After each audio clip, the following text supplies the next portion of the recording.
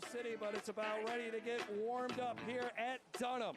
The Dunham Tigers looking to go a long way in the playoffs, hosting the 5A Central Wildcats. Game time on YurView coming up.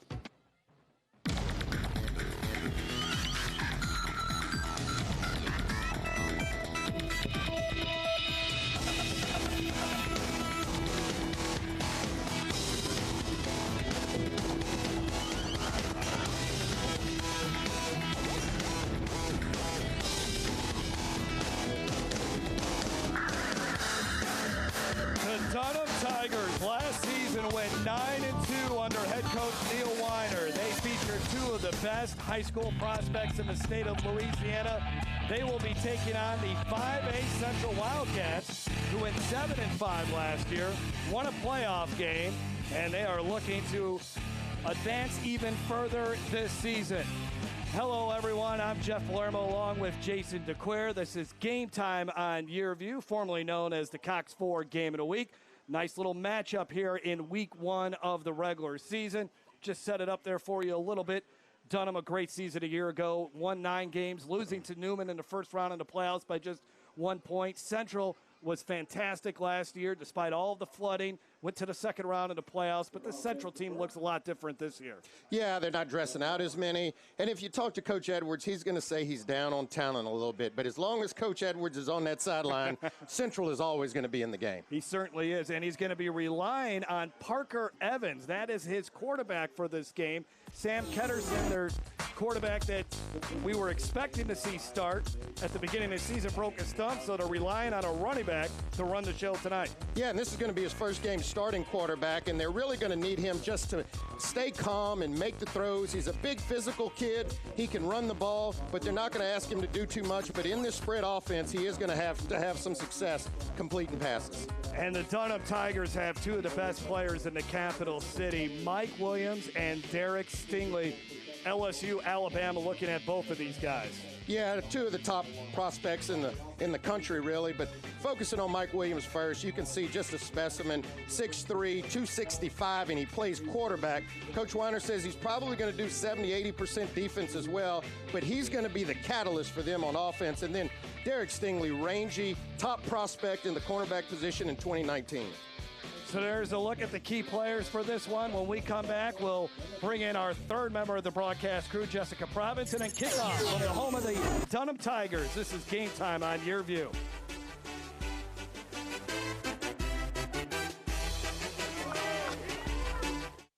Attention to detail makes the world go round.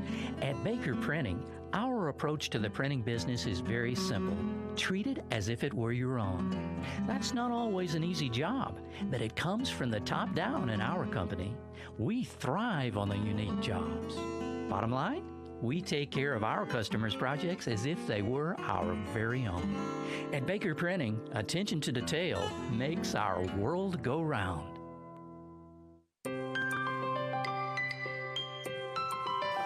Live the dream life right now at Suma Crossing Apartments in Livingston Parish. Imagine luxurious and affordable living where it is safe and the school systems are awesome. A quiet community with a private, well-stocked lake and a cool, relaxing swimming pool. Easy access for Baton Rouge commuters or students at Southeastern. It's not a dream, it's real and waiting for you. Come see Suma Crossing, exit 19 on I-12. Game Time on YurView is brought to you by Louisiana Lift. At Louisiana Lift, we're always on call. And by Panda's Barbecue Slow Cook, fall off the bone perfection and the best baked beans in America. And by Peak Performance. At Peak Performance Physical Therapy, we treat the athlete and everyone believe in better. Jeff Palermo along with Jason DeQuire. Let's bring in the third member of our broadcast crew who's going to be sweating it out tonight, Jessica Province. Jessica? Well, Jeff, a peak performance injury update at the start of the season is never fun, but it's the cards that the Central Wildcats have been dealt. As you mentioned, starting quarterback Sam Ketterson is out with a broken thumb. He'll be out for about 6 to 8 weeks. Now, also with a thumb injury is wide receiver Joe Self. Now, last but not least, they're missing another wide receiver in LaDerrick Thomas. Now, Coach Sid Edwards says it's a card they're dealt, and he kind of feels like he's robbing Peter to pay Paul, but it doesn't mean they're going to take this competition lightly. Jeff? Thanks a lot, Jessica. There you take a look at Coach Neil Weiner in his 4th season, 9-2 a season ago. Not a lot of seniors on this team, but they do have a large group of players that have 2 to 3 years of experience. And last year's experience of winning 9 games, they lost to Madison Prep, and then they lost to Newman by 1. 2 really good teams, and they think they can go farther this season. As Neil Weiner, of course, the son of legendary Catholic High coach Dale Weiner. And then on the other side of the sidelines for the Central Wildcats, it's Sid Edwards, and he's a legend as well. Dunham will receive in this football game.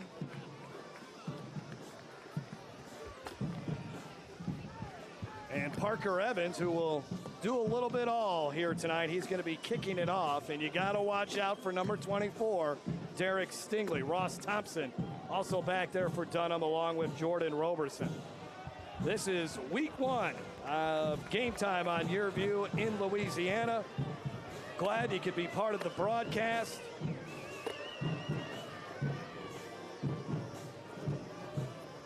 And fans still settling in here. Teams have finally gotten to go ahead. A great crowd. Friday night football in Baton Rouge is underway. Roberson on one hop. Finds a little room to the outside, and then he is brought down at the 32-yard line. The ball came out, but after he was taken to the ground by Hunter Arnold. So that means we'll see the Dunham Tigers first, and their dynamic quarterback, Mike Williams. Huge season last year. Threw for 1,800 yards. He rushed for over 600 yards. He's 6'2", 265 pounds, and he is a load to bring down.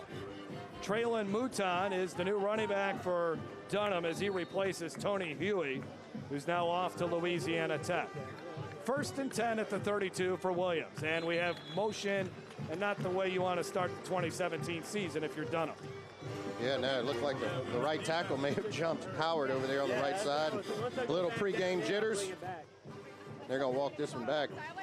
Our referee, Dan Murphy, we joked with him before the game. We don't want to see too much FaceTime today, Dan, and he's broken that promise already, but he's only doing what he has to do. Yeah. You don't have fun ending at midnight? There's a look at Mike Williams, Alabama, LSU. It's really a mystery on where he is going to go. Right now he's going to try to throw the football. No one open downfield, and he goes down. A bunch of Wildcats get to him, including Jeff Campbell. He's an all-district performer from a season ago, a senior on that defensive line for the Wildcats, and it's now 2nd and long for Dunham. And that's what this Wildcat defense is going to have to do. When they rush, they have to rush and contain. You saw the first tackler got there. You're not going to bring Mike Williams down on the first tackle, but if you stay in your lanes and you don't let him break containment, you at least have a chance to corral him. This is an offense that averaged 45 points a game a season ago, and here's Traylon Mouton to the outside. Mouton brought down, great open field tackle. That's Carson Balthazar, who battled some injuries last year but still played well. He's a senior, and it's now 3rd and long for Dunham. Well, you see the replay, and Coach Sid Edwards really thinks the strength of his team is this defensive front. In the Jamboree, they did not perform like they wanted to, but you can see at the early outset, 2 big key plays here to bring up 3rd down, excuse me. Central played Sanamaw in the Jamboree, and it did not go very well for the Wildcats. Mike Williams is on the run across the 35. That's a head of steam, and taking the lick there was Drew Lassane, but Lassane is okay, and the Dunham punt team will have to come on. Oh, Mike Williams doesn't shy away from contact. In fact, he's looking to bring it, as you can see here. But this is a victory for the Wildcat defense. Yeah, you say he gave up 12, 13 yards running the ball, but the most important thing is you kept him in front of the chains, not allowing him to pick up the 1st down. So, first victory to the Wildcat defense. On the punt is Alexandru Negalusko, who is on the team playing for this 1st year. And letting that one bounce past him was Quint Gayran. And Central will have to start back at their own 20-yard line. Well, now you're going to get a chance to see Parker Evans come out. Be his first time starting. Again, Sam Kennerson is down with a thumb injury, so Parker Evans has to step up, a junior who was a running back last season, but he's an aggressive player. Want him to manage the game, but also still be a threat as well.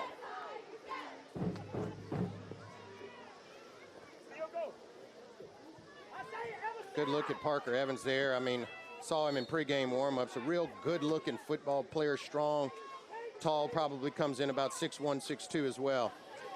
Evans and the running back gets thrown down and loses about 5 yards as they were trying to get the ball to Clint Gayran. And the Central offensive line, they returned 4 to 5 starters, Jason, but it's a small group, only averaging about 175 pounds across that offensive line. Coach Edwards says, and there's been a lot of injuries, and he says he's got the smallest offensive line. In fact, he made a joke. He said Parker Evans, the quarterback, would be the biggest offensive lineman that they had if he played that position. So from the 17-yard line now, Evans will throw for the first time, and he slips. Soggy field out there, I can tell you that. And Evans and he completes the pass. I thought he was going to throw it away. And the ball is down by contact, but it was caught on the play by Quint Gayran. Well, that was a good job, Parker Evans, and you mentioned it, Jeff. This field has got a lot of loose sod on it. We've gotten a lot of rain, and you saw when Parker Evans was scrambling around, as you can see here, almost losing his feet a couple times, but a good job keeping the play alive and getting it out there to his back, fumbling the ball, but able to get back on top of it. And as Jessica mentioned earlier, their top wide receiver from a season ago, Joe Self, also out with a broken thumb. So they got their 2 best offensive players returning out with broken thumbs. 3rd and short. I think Parker Evans just keeps this one, and he will. But is there enough running room? And it's going to be close. Be very close. It's going to depend on the spot here. The ball where it is now looks like but they moved it back. I think it's going to be short. Yep, they were already singled 4th down. They had to get right across the 30-yard line, and Sid Edwards has to make an early decision on this one. Well, if you know Coach Edwards, he loves to gamble. He loves to roll the dice and be interested. One of the things, though, is with this field this loose and you're running out of the shotgun, you have to go a number of yards just to get a couple of inches, and that makes anything out of the shotgun much more risky of a play. Sid Edwards, in his 11th season, he has the most wins out of all active coaches in the Baton Rouge area. 4th and short, they're going to go for it. Evans is not going to get it. He loses yards.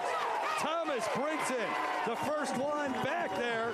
The heart and soul of this defense, makes a huge play early on. Yeah, Brinson, when you look at his size, he doesn't look like a big defensive lineman. He's not big, but I'll tell you what, he's got low center of gravity, good leverage, and he was able to break through there along with Mike Williams. That never had a chance, and that's one of the reasons, Jeff, I don't like when you need a couple of inches to be in that shotgun position. It gives the defense time to penetrate, and Parker Evans never had a shot at picking that up. So Dunham Tigers, outstanding field position on their second drive of the night from the 28-yard line. Williams juggles the snap, swing pass out to Stingley. Stingley makes one man miss, almost made a second man miss, and he's thrown down to the ground at the 10-yard line. Sid Ridgell made the stop, a linebacker who moved from offensive line, but there you get to see Derek Stingley making some plays. Let's take a look at the starting lineups for the Dunham Tigers, brought to you by Livingston Parish Economic Development Council. We already told you about Williams, Mouton, Stingley, Devin Taylor, Ross Thompson, Jordan Robertson, the other wide receivers. Howard, Williams, Negalusko, and Falgu and Hanks on that offensive line. Here's a little dump pass to the end zone. Touchdown. Touchdown, Dunham. Well, Coach Edwards gambled on 4th and inches, and obviously it's come back to bite him, and Dunham able to get right back into the end zone here for the first score of the ball game, and 2 quick throws by Mike Williams. First one out to Derek Stingley. This one into Mouton into the end zone. Just hits him out in the flat, simple pass. Plenty of room out there, gets north and south, and just dives right on into that end zone. And well executed by the Dunham offense. Negalusko will now try the extra point. as Dunham strikes first. The Dunham Tigers trying to make a little history tonight, and that is get their first win against a 5A school in football, and they're up early. 7-0 with 7:03 in the first quarter. Coach Neil Weiner's team off to a good start.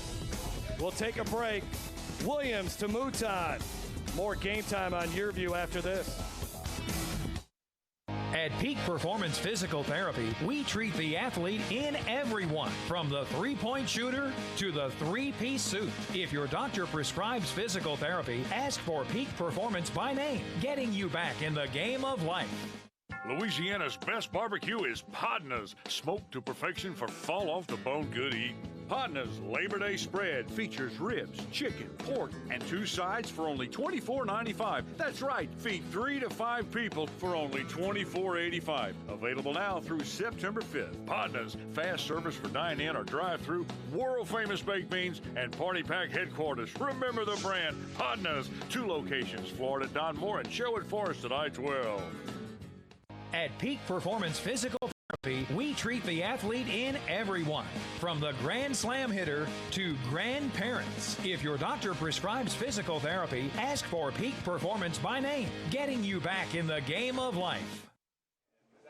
7-0 lead after the 2-play drive. And Traylon Mouton scores the first touchdown of the season for the Dunham Tigers, after the gamble did not pay off for the Central Wildcats, going for it 4th and inches from their own 30-yard line. Megalusko on the kick, and it's going to be returned by Gayran. Gayran ahead of steam, finds a seam, and he's all the way up to the 37-yard line. Well, nice run back by Gayran, and this is what this Central offense needs, is good starting field position, particularly for Parker Evans.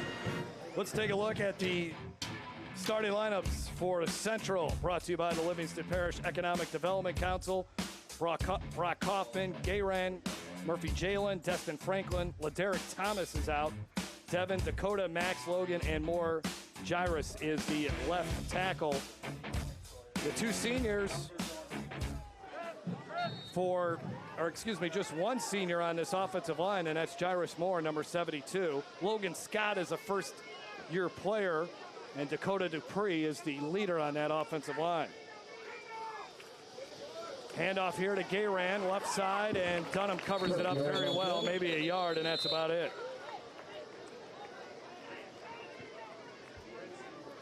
Let's take a look at the starting lineup for the Dunham Tigers. 7 starters back from a season ago. Timmy Wilkerson, Thomas Brinson, Shelby Hanks, Mike Williams at defensive end, Connor Bound, Reed Godberry and B.J. Lewis are your inside linebackers. Isaiah Arsenault, the other outside backer. And then in the secondary, it's Roberson, Thompson, and Derek Stingley, as you look at Stingley there in your picture with the 4.4 speed. 3 interceptions a year ago. He's the #1 cornerback in the country for the class of 2019, according to Rivals.com. Again, not much running room for Gayran. He makes what he can out of it to the 42-yard line, so maybe 3 yards. B.J. Lewis, one of the inside backers for the Dunham Tigers, in on the stop. Last week, Dunham played Walker in a jamboree. Walker won it, but it was a very close game. And Dunham is an aggressive style of defense they play. It looks like we got a hydration timeout. Allow everybody to water up on what is a very humid night in South Louisiana. Another 3rd down coming up for the Central Tigers, or Central Wildcats. We'll find out if they can convert when we come back. Game Time on YurView. Livingston Parish President. Let me just tell you, I know we've suffered through the August floods, but we're coming back stronger than ever. Through tourism, through our Sheriff's Department, our schools, our Homeland Security Department, our LEDC, through our commercial development, our real estate development, everything you came to Livingston Parish for, schools, all are still there, doing more and bigger and better things than ever. Come on out to Livingston Parish. We're coming back. We are on the move. Livingston Parish is the place to be. Hi, I'm Joe Martin, president of ITI Technical College, and we are so excited to have been awarded Forbes magazine's top 30 two-year technical colleges in America. To achieve this award, ITI was recognized for our high scores in 1, earnings of our graduates, 2, quality of education, and 3, affordability. To learn more, we invite you to visit our campus or go online. ITI Technical College. Begin your journey to a better life.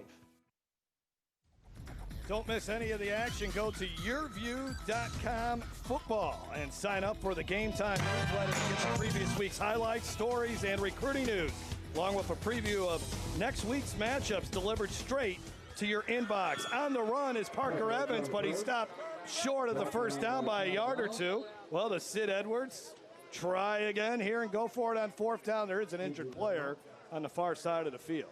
Well, clearly they're in better field position here, and so I'm sure it's entering in his mind, and with a player down, it's going to give him a little time to think it over. You can see him probably communicating with his staff there, trying to figure this one out. But, you know, Jeff, rolling the dice twice this early in the game, one of the things is you don't want to get behind too far behind early, but actually what Coach Weiner wants is he knows he needs to get an early lead. As you mentioned, you know, never been able to knock off a 5A school, and one of those keys is if he can get up, he thinks he can actually hang with this Central team and possibly pull this thing out.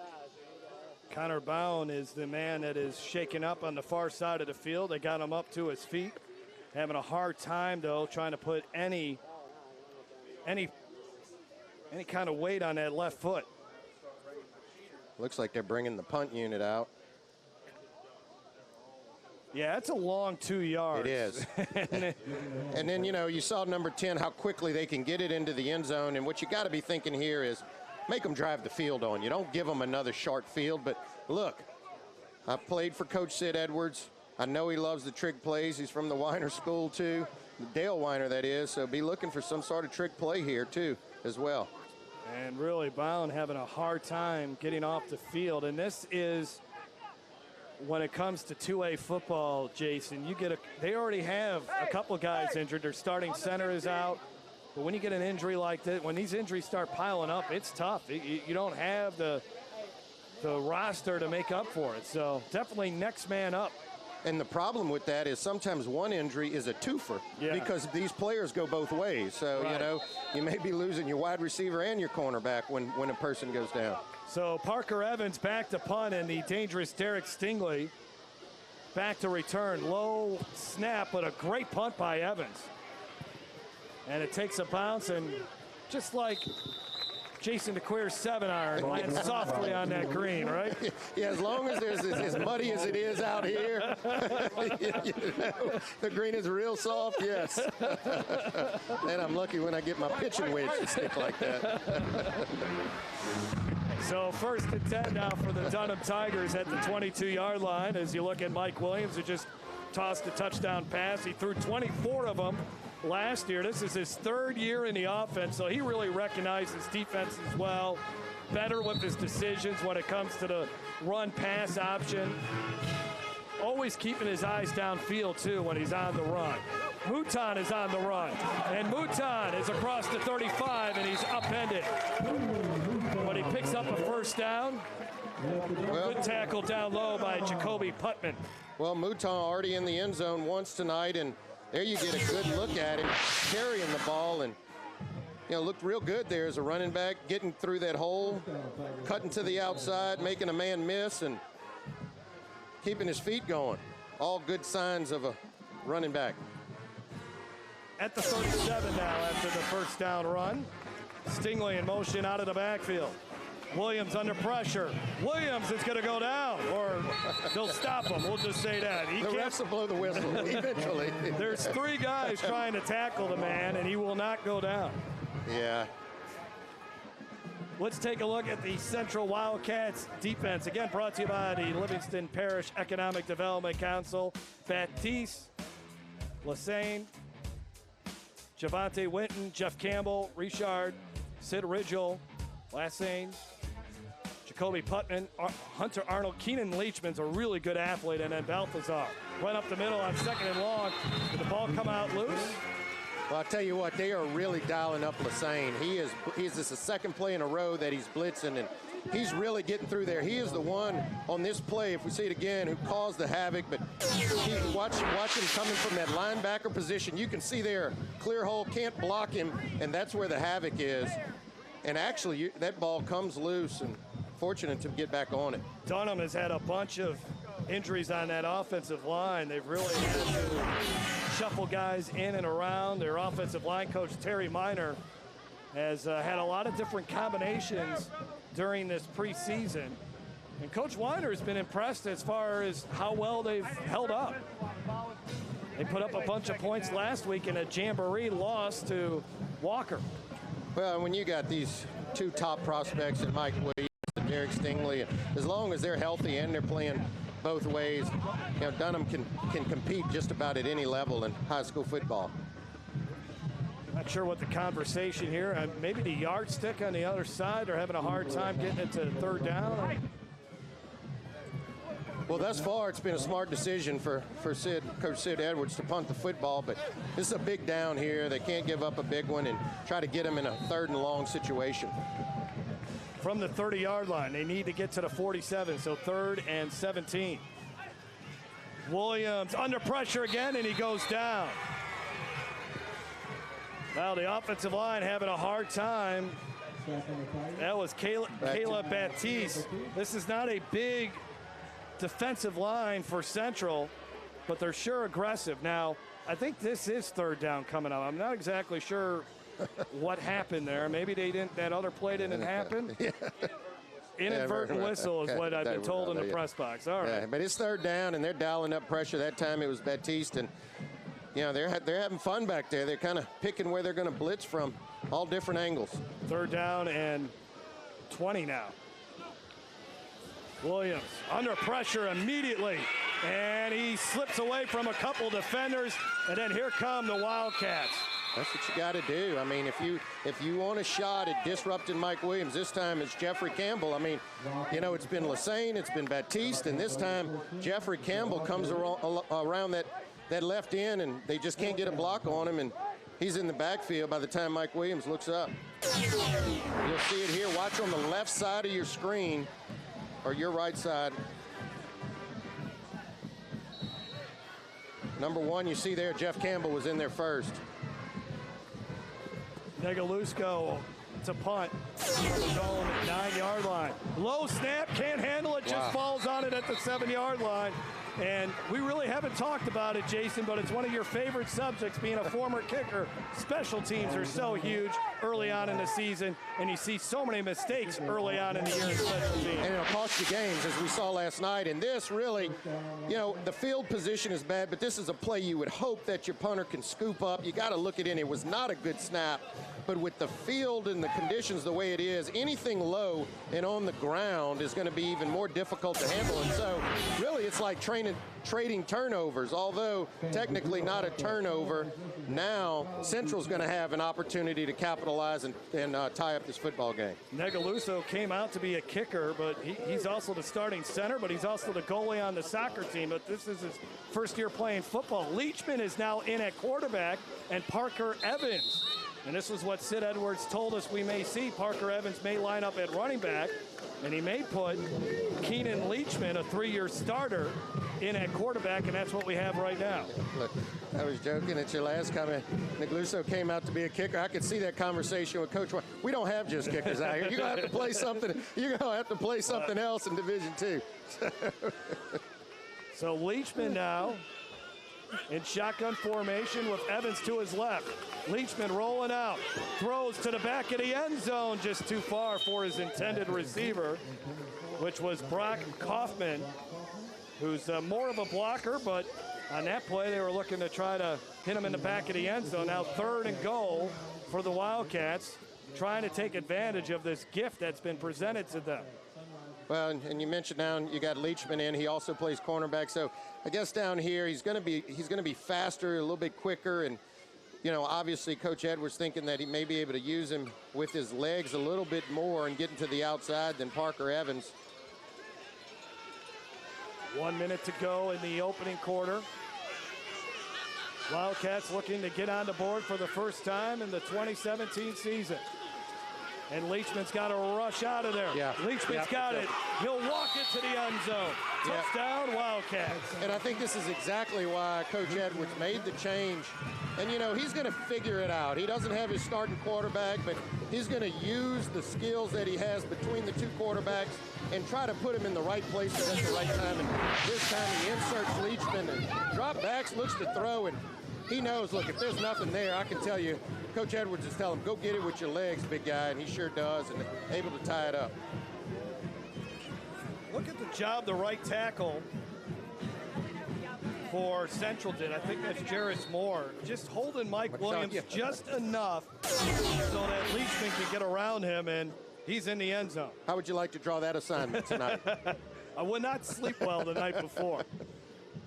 Hey, we got an easy job for you. We just need you to keep number 10 out of our backfield. Extra point try is good as Tyler Melton knocks it through the uprights. Good look at Leachman. Well, our two scoring drives, and our scoring drives in this opening quarter, brought to you by Ponder's Barbecue. They were short scoring drives. Yeah, well, one came off of a turnover, and the other one essentially like a turnover. Bad snap on the punt, and, you know, both teams able to start inside your own red zone. That's a fun place to start your offense, and actually both teams able to capitalize off of it, more importantly. Yeah, a couple of red zone scores inside the Livingston Tourism red zone. So Mike Williams will get some water, rehydrate on really what is a very steamy night. Last night we were at Berman Field in New Orleans, and it was a very pleasant night. There's Sid Edwards, the former Jesuit head coach, Redemptress head coach. He's won state championships on the football side, and he's won them on the basketball side as well. Yeah, just a tremendous guy. I've known him since I was a youngster, and I tell you what, he's done well everywhere he's went. Actually, Jeff, I don't know if you know this, I had the opportunity to coach for him when he was at Redemptress. When he came over to Redemptress, I came in, and you talked about it earlier. I inserted all his special team stuff. So. I was wondering why you were so smart, Jason. When a football's smart, is because you got it all from Sid. Here's the kick. Stingley takes it. Look out. To the 25. Dancing back there, but nowhere to run. And a great tackle by Parker Evans.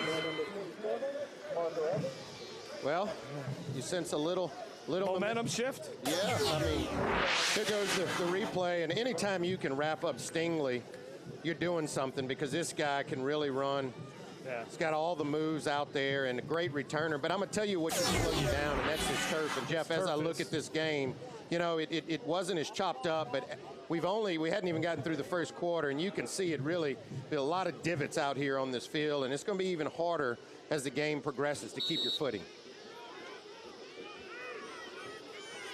Williams surveying the defense, 1st and 10. And the handoff up the middle to Mouton, and the Wildcats plug up any hole that was there. Looked to be the first Central Wildcat there was Brock Russell. Well, this Central Wildcat, the last couple of possessions, this front four is really getting some pressure, maintaining their leverage, and then it's allowing them to dial up some blitzers from various places on the field at strong safety position, linebacker position. Could be the final play of the opening quarter. Williams swings it out. Mouton's got a lot of room to run. And he gets all the way up to the 41-yard line for a Dunham first down. That was just a nice play by Mouton. And really running north-south in a game like today. And that's what Mouton can do. He's got that low center of gravity on this wet turf. And when he starts trucking upfield, he's tough to bring down. And that is the final play of what was a very entertaining first quarter. 2 short scoring drives for both teams. And after 12 minutes, we're all tied up at 7. The Dunham Tigers and the Central Wildcats. 2 great institutions in the Baton Rouge area battling it out. This is Game Time on YurView.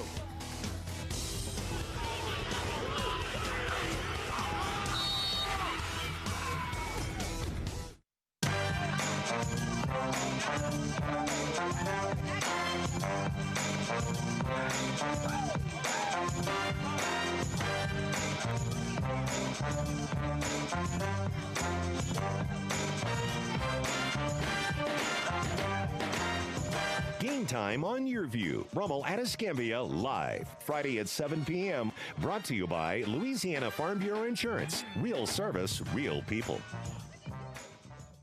Welcome to Monogram Express, a unique embroidery boutique specializing in personalized and one-of-a-kind gift ideas. Gifts for babies, children, ladies, and even men, we have you covered. Equipped with state-of-the-art embroidery machines, along with an experienced client-focused staff serving you 6 days a week.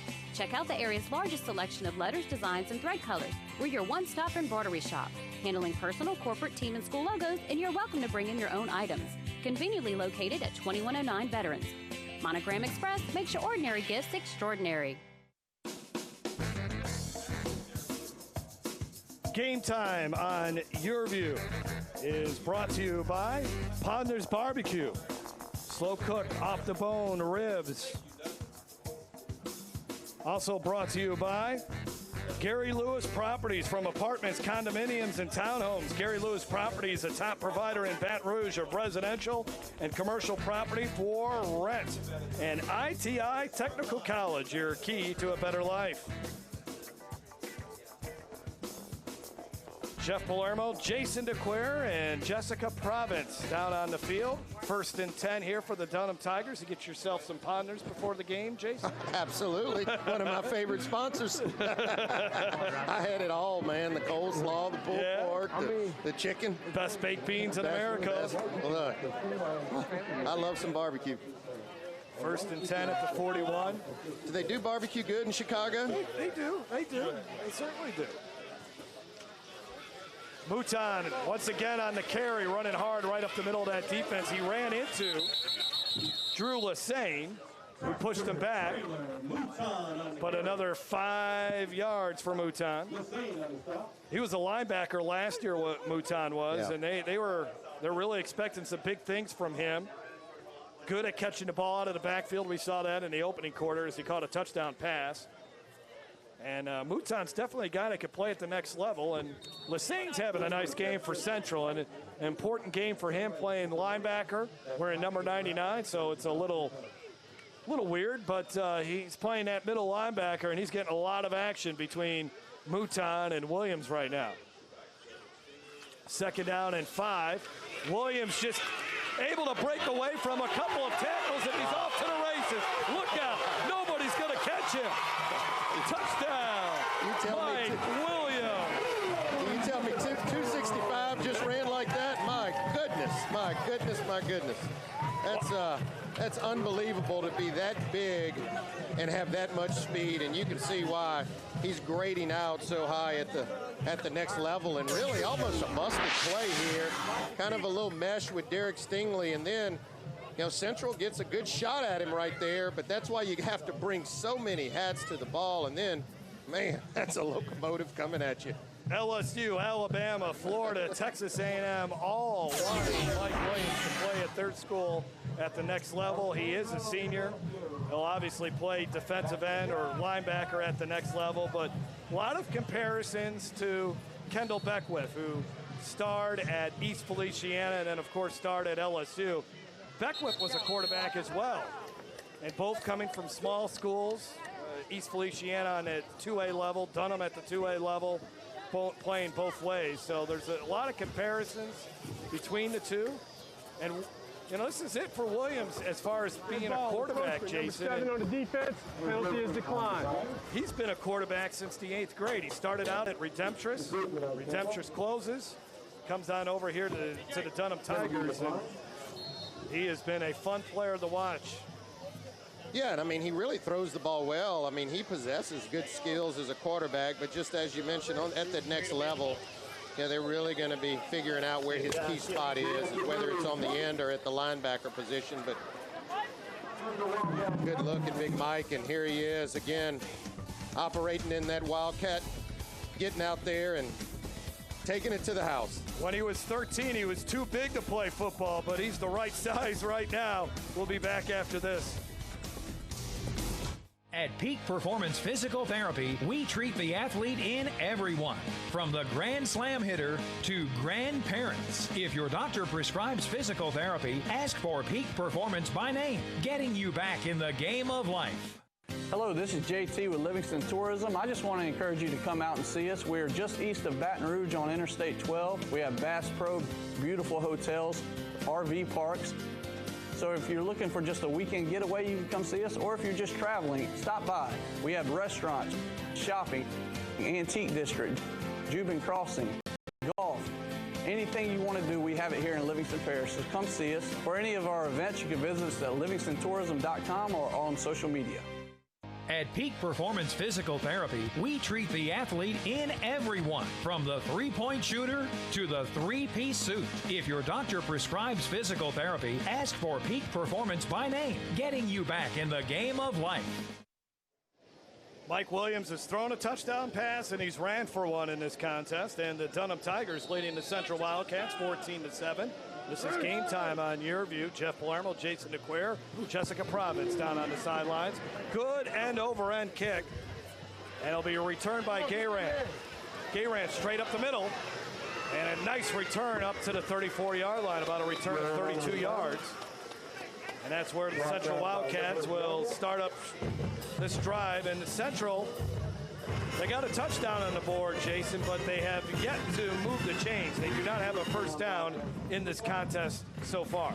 Well, in the quarterback position, as always, is going to be really instrumental here, trying to replace Sam Kinnerson, who's a gifted quarterback. And, you know, thus far we've seen two different quarterbacks out there in Parker Evans and in Leachman, and they're just going to have to try to find something that's going to work, and they're going to have to figure out how to complete some passes, because obviously Dunham's going to continue to key in on the run. Mike Williams is out of the ball game for the time being for Dunham. He's okay, just getting a breather. And Parker Evans is back in at quarterback for the Wildcats. And Evans will keep it. Evans has got a little running room, and the former running back picks up the first down for the Central Wildcats, a gain of 10 yards as he got the ball just across the sticks to the 43. And that's where I think Parker Evans is most comfortable. I mean, as you mentioned, former running back, H-back, and really a north-south runner, big, powerful kid.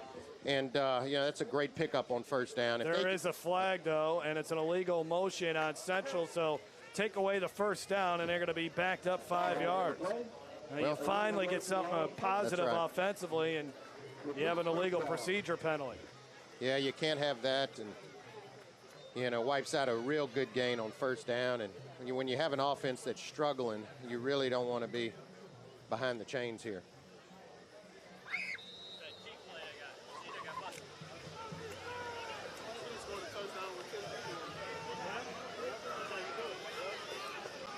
Central also missing LaDerrick Thomas in this game. He's got a knee injury, so three really good offensive players not playing. Evans heaves one up. He's got a man open, and he throws it perfectly into the hands of his receiver, Destin Franklin, all the way up to the 20-yard line. You can't place that ball any better, Jason. Well, no, and you just get the sense when Dunham crowding the line of scrimmage, eventually, you know, Coach Edwards is going to have Parker try to release one. He's got some speedsters out there.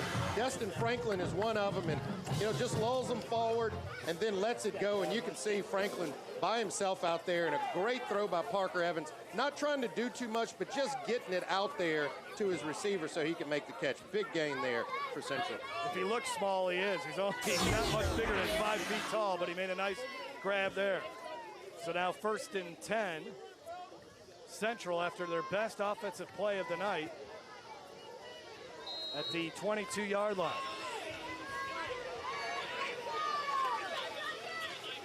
Gayran, nice room there. Wow. And a nice move all the way inside the 10-yard line.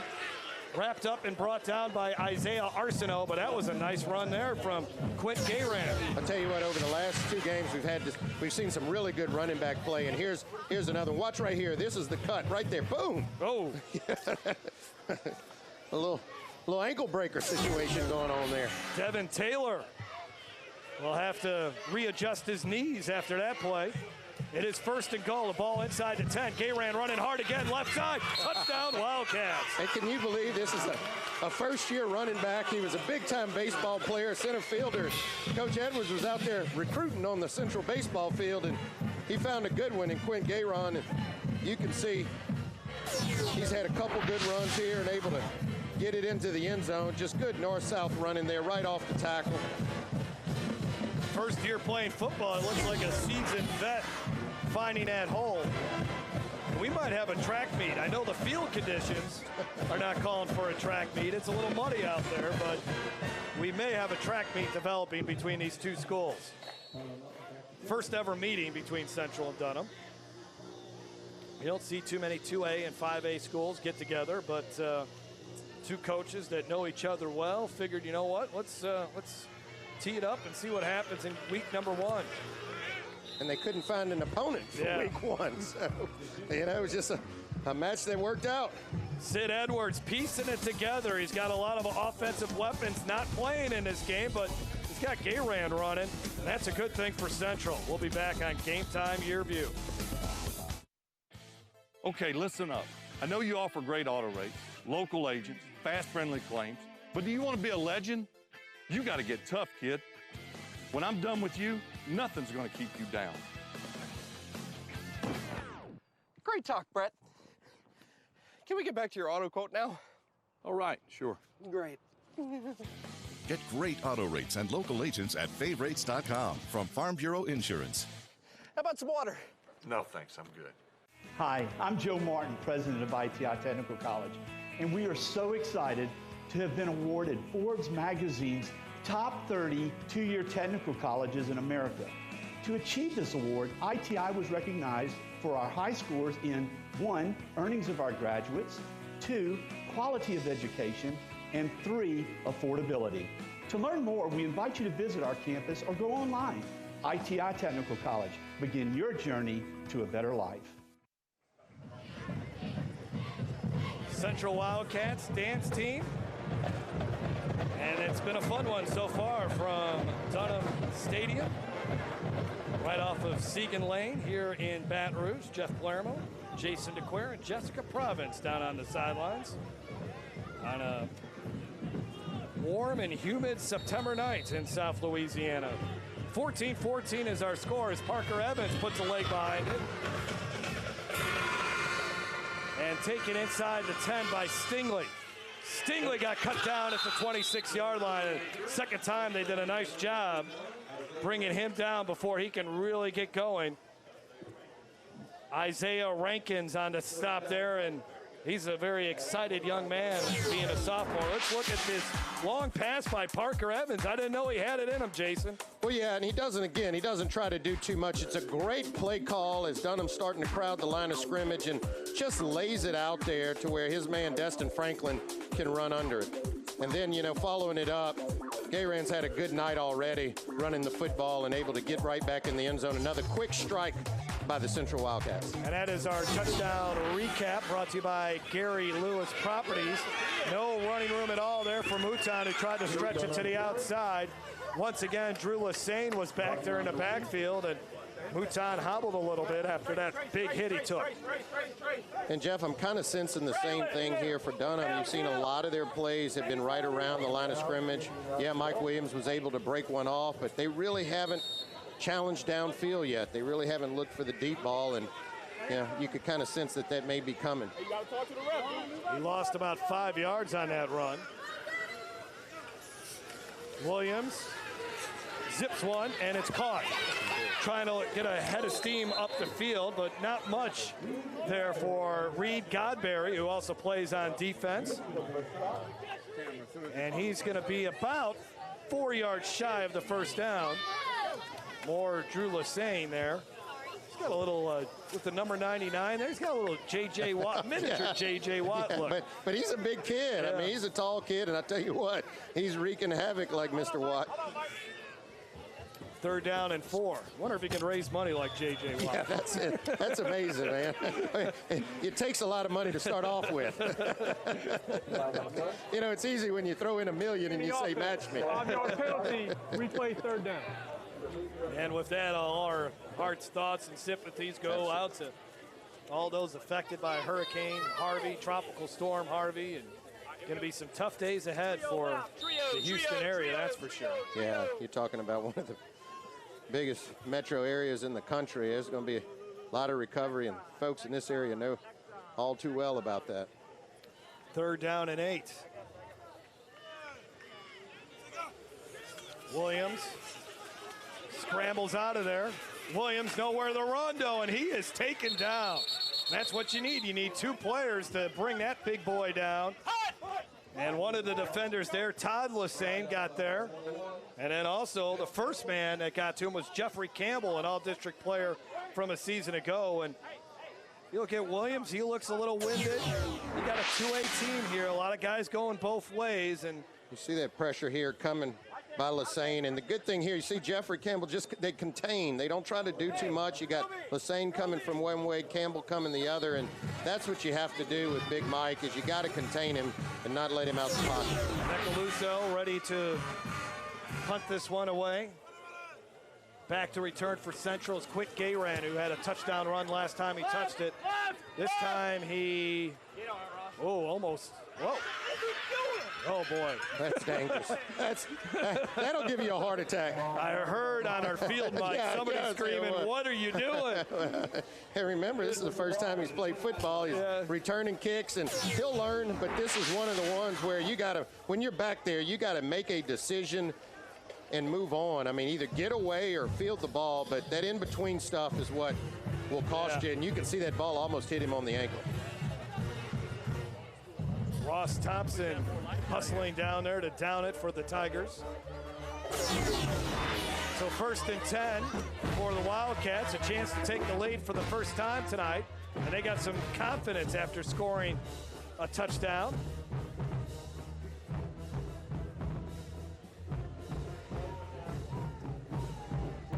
$7:22 left to go in this opening half. It's been a fun one from Dunham High School.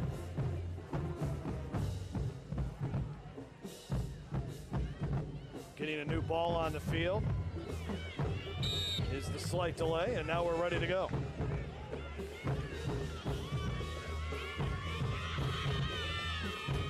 Quick slant and dropping the ball was Gayran. Let's go down to the sidelines of Jessica Province. Jessica?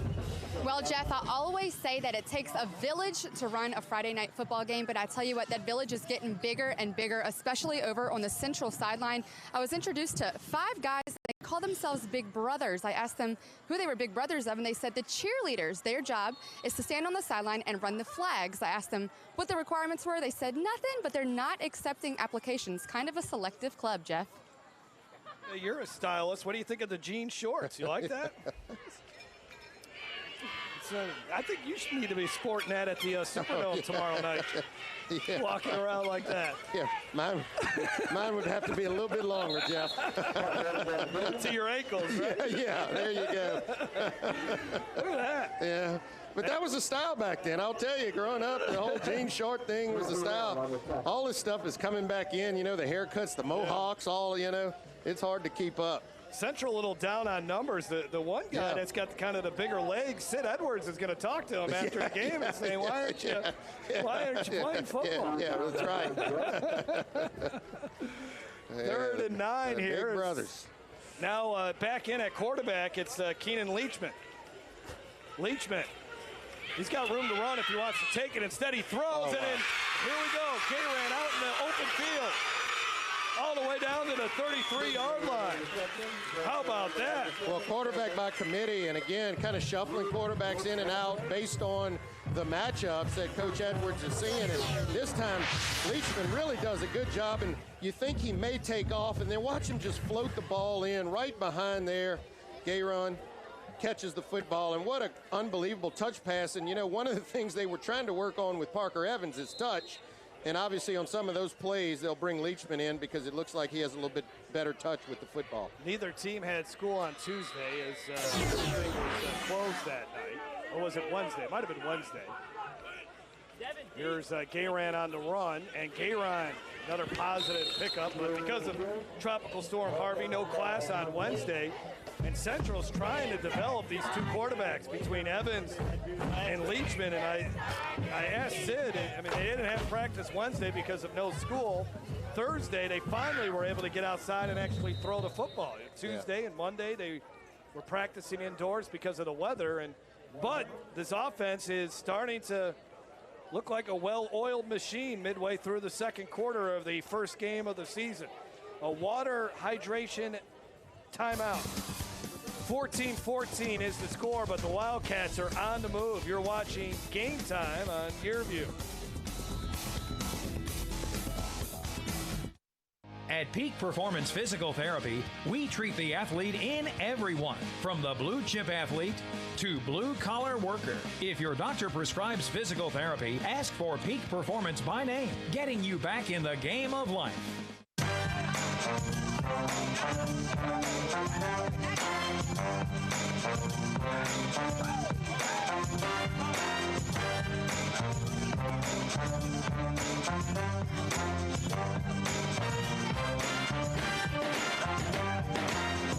Game Time on YurView. Rummel at Escambia live. Friday at 7 p.m. Brought to you by ITI Technical College for a better life. At Peak Performance Physical Therapy, we treat the athlete in everyone, from those who serve aces to those who serve others. If your doctor prescribes physical therapy, ask for Peak Performance by name, getting you back in the game of life. Game Time on YurView. Thanks Louisiana Lift for their support of this telecast, specializing in customer service on equipment, rentals, parts, and training. Louisiana Lift has been serving its customers since 1980. You can check them out online at lalift.com or call their Baton Rouge office, 753-5700. They're always on call. Gay ran another run on second down, very close to the first down marker. As it's about 3rd down and 1. B.J. Lewis, one of the men coming off the pile there for the Tigers. I tell you what, I've been thoroughly impressed watching Gayran. For somebody who's never played football, he's done well catching the ball. He's done well running the ball right at the point of attack and kind of dancing around the line of scrimmage, getting north and south. And then we've also seen him as a returner, so he's been very active. Part of that state champion Central Wildcat baseball team on the 5A level, Pat, last May. I don't think that winning in the spring doesn't carry over into the fall. I mean, that just gives you a lot of confidence as an athlete. Leachman will keep it himself, and he's got the first down and a little bit more before a pack of Tigers brings him down as he gets up to the 20-yard line. Gain of about 6. Well, Jason, I know you're not a big fan of the 2-quarterback system, but I got to tell you, I think it's working tonight, at least here in this first half for the Central Wildcats. Well, but they don't have a choice because their starting quarterback is hurt. So, you know, you got to have other guys step up. I'm okay with it then, but, you know, typically if you're trying to play 2 quarterbacks, you're struggling at that position. The reason they're struggling is their starting quarterback is out. But thus far, between Leachman and Parker Evans, they're getting the job done. Leachman still in there. Gayran, the running back, to his left. And Leachman keeps it, spins away from a couple of tacklers, and a hard-fought yard on that carry. And I guess they're going to have to figure this out for about the next 4 or 5 weeks. That's when they're expecting maybe Sam Kinnerson will be healthy and can get back to this unit. We'll have Central later on our YurView Game Time broadcast, and they'll be taking on Zachary, and maybe Kennerson and Joe Self and possibly LaDerrick Thomas will all be back for the Wildcats, and they'll look even better than they do here tonight. 2nd down and 9. They are just inside the Podner's Barbecue red zone. And this time Evans in at the quarterback position.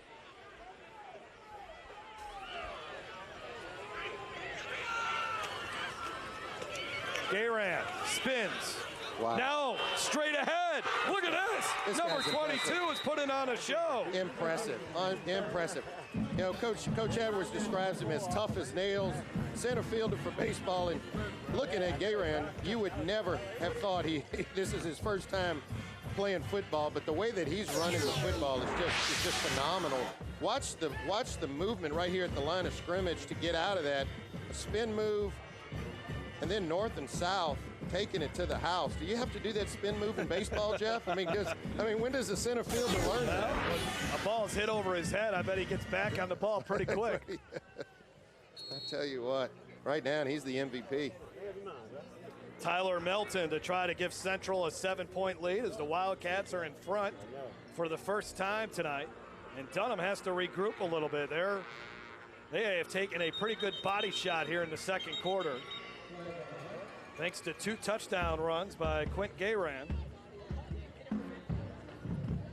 And you wonder, I mean, with Gayran being a senior. Yeah, Sid might be saying, could have used this guy against Parkway last year in the playoffs. The other 3 years. Yeah, but sometimes, when you got a passion for a sport, it's hard to get you to consider. And you got a lot of passionate baseball players in this area, produce a lot of good ones. And you can ask any of these coaches. I know we had this conversation with Neil Weiner earlier this week.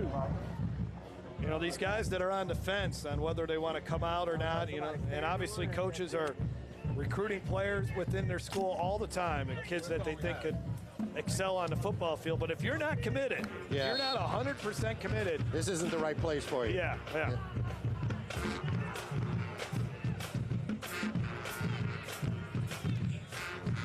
Melton on and another whistle and flag before the snap.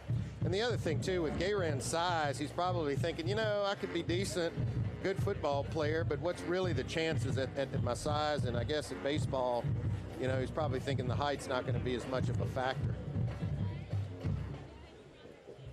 They got enough players on the field or too many? Now they pick up the flag. And I guess the extra point is, well, the team thought the extra point was good, but no, they blew the whistle. It's like a just do-over here. Yeah, again.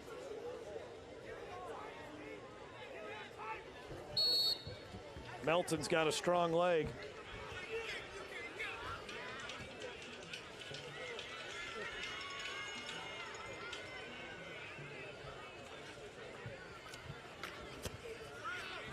And an accurate one, too. 21-14, the Central Wildcats have scored 14 unanswered points. And let's watch Quint Gayran once again. Well, it's the spin move right at the line of scrimmage that's so impressive. Watch right here off the left side. Bam, right here. Spins out of it and then cuts north and south. And you can't teach that stuff. That's impressive for a first-year football player. Todd Lassane, a great block as well. He was pulling on the play, and he totally pancaked a Dunham defender. So 3:31 left to go in this contest. Quint Gayran has 2 touchdown runs, and that scoring drive brought to you by Gary Lewis Properties. As Gayran has 2 scores. And they've had 2 really nice drives here, both of them starting at about their 30-yard line, and they've mixed in the run, the pass. Remember, that drive really got going when Gayran caught a pass from quarterback Keenan Leachman. And I'll tell you, Jeff, for Dunham, but, for the busted play that Mike Williams had and scoring the long touchdown, they really haven't done a whole lot. They were able to get in there off of a central turnover. So this Dunham offense really needs to come to life a little bit on this drive.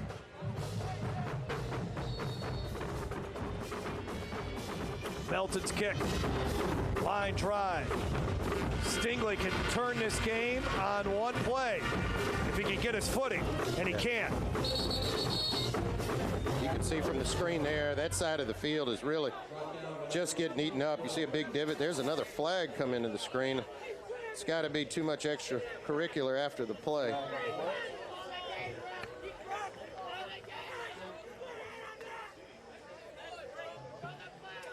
Dan Murphy will sort it out. I'm sure somebody threw a jab or said something they shouldn't have.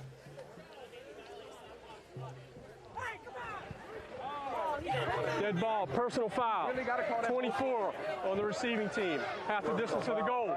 First down. That was Stingley. Let's see if we can pick it up. You can see him, frustration, losing his footing there. And let's see when he gets up what happens here. Yeah, a little swinging. Yeah. Not much, but you're going to try to keep it tight, call it tight, keep it clean. And a lot of times it's as much as the noise talking as it is the little swipes. All right, Mike Williams needs to make something happen here. 1st and 10 at the 13-yard line.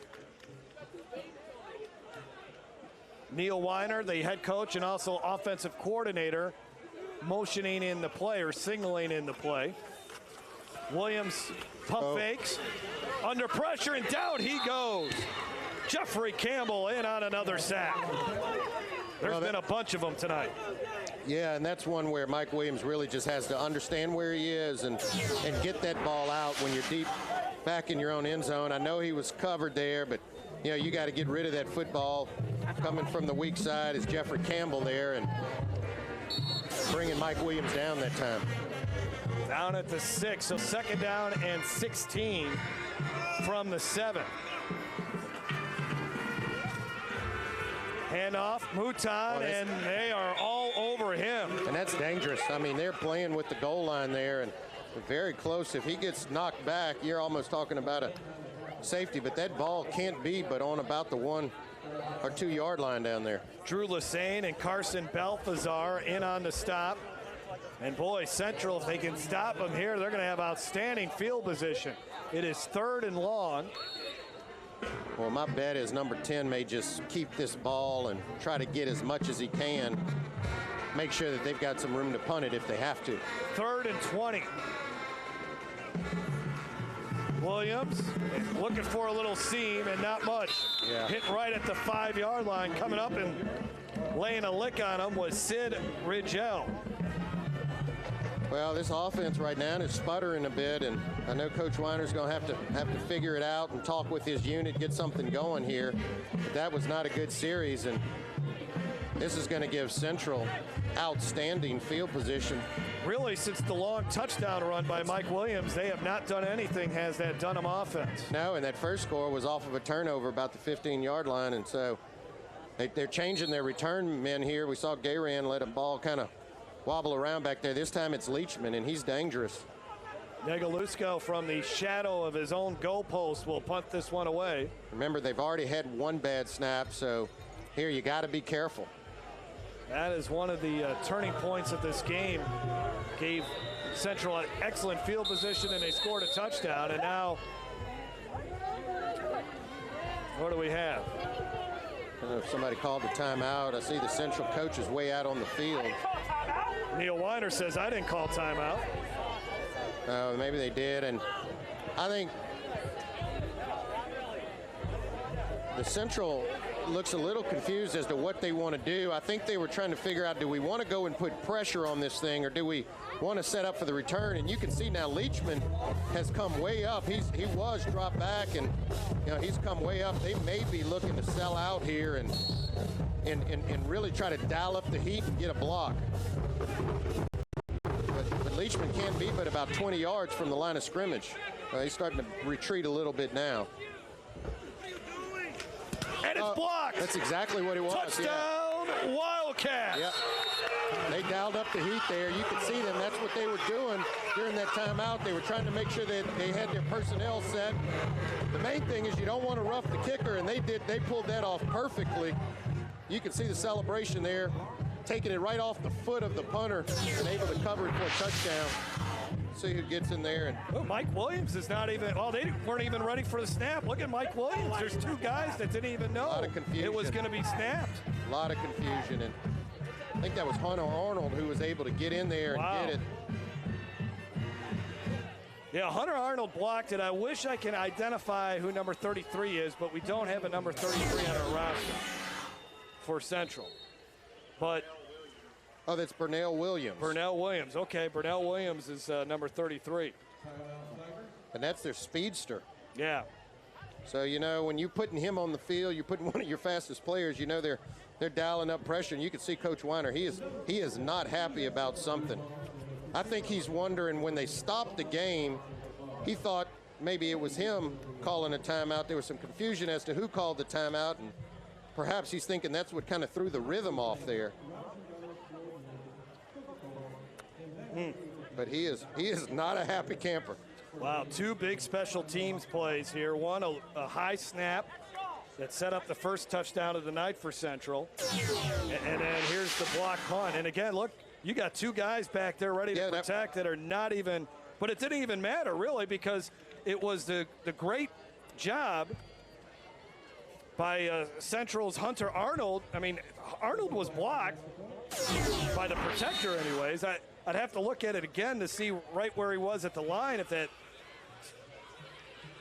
And I don't know if didn't look like Dunham was doing anything max protect, No, and I think they were confused in that whole timeout exchange, and Coach Weiner may have been trying to send in some directions, and you're right. Mike Williams and some of those guys back there didn't even move when the ball was snapped. Boy, I tell you what, Dunham needs a touchdown.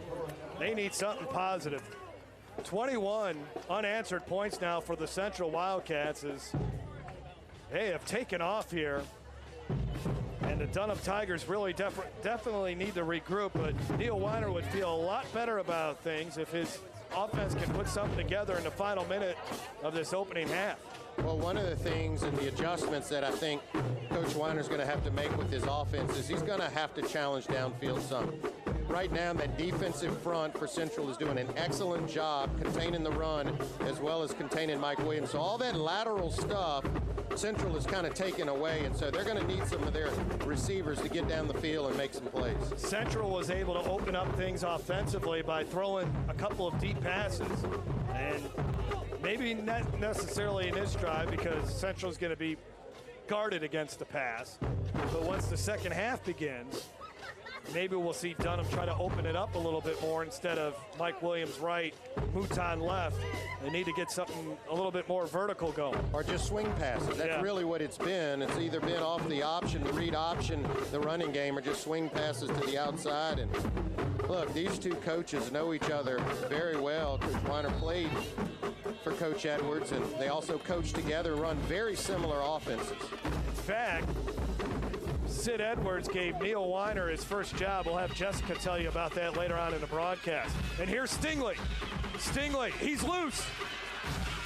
To the 40. Across midfield. Wow. Stingley still on his feet. Down he goes at the 30-yard line. And there's two flags now. That was fun to watch. I know this is probably going to come back, but if you want to know why this kid is one of the top prospects in 2019, you just see some of his skill set on this run. This is unbelievable. The cuts that Mr. Stingley is able to make and free himself up. And I know they're going to receiving team. 10 yards from the spotted foul. First down. Let's see if we can catch the block in the back. I think it was Kobe Simeon. Yeah, right there.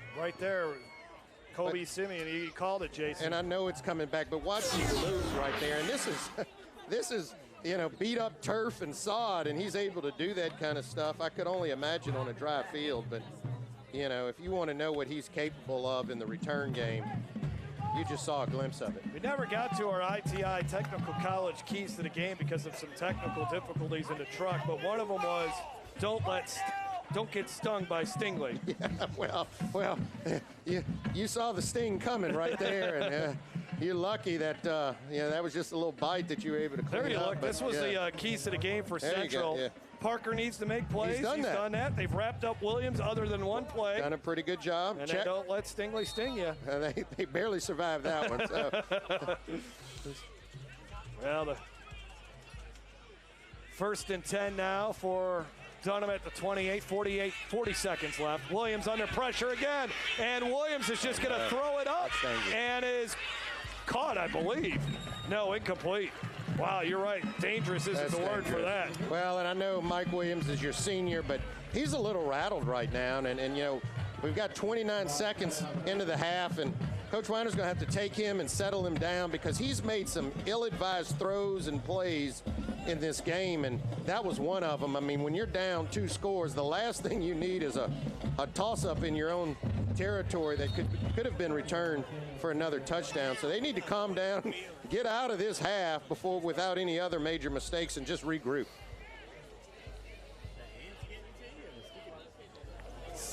Second down, and a little more conservative here. Here's Mouton. Close to the first down. 20 seconds. I don't know if Dunham wants to even run another play. Maybe they will. We'll see. It is 3rd down, though. You don't want to. Maybe you wait for the last play here and then try to throw one up. Well, Mike Williams can throw it. I mean, he's a big guy. He's got an arm. And Stingley's on your outside. He's your fastest of your receivers. 1 second. They just got it off. Pump fake by Williams. Gets out of the pocket. Heaves one downfield into triple coverage and incomplete. So that does it for the first half. The Dunham Tigers at one time had a 14-7 lead, and then the Wildcats got the offense going. 2 huge special team miscues for the Dunham Tigers.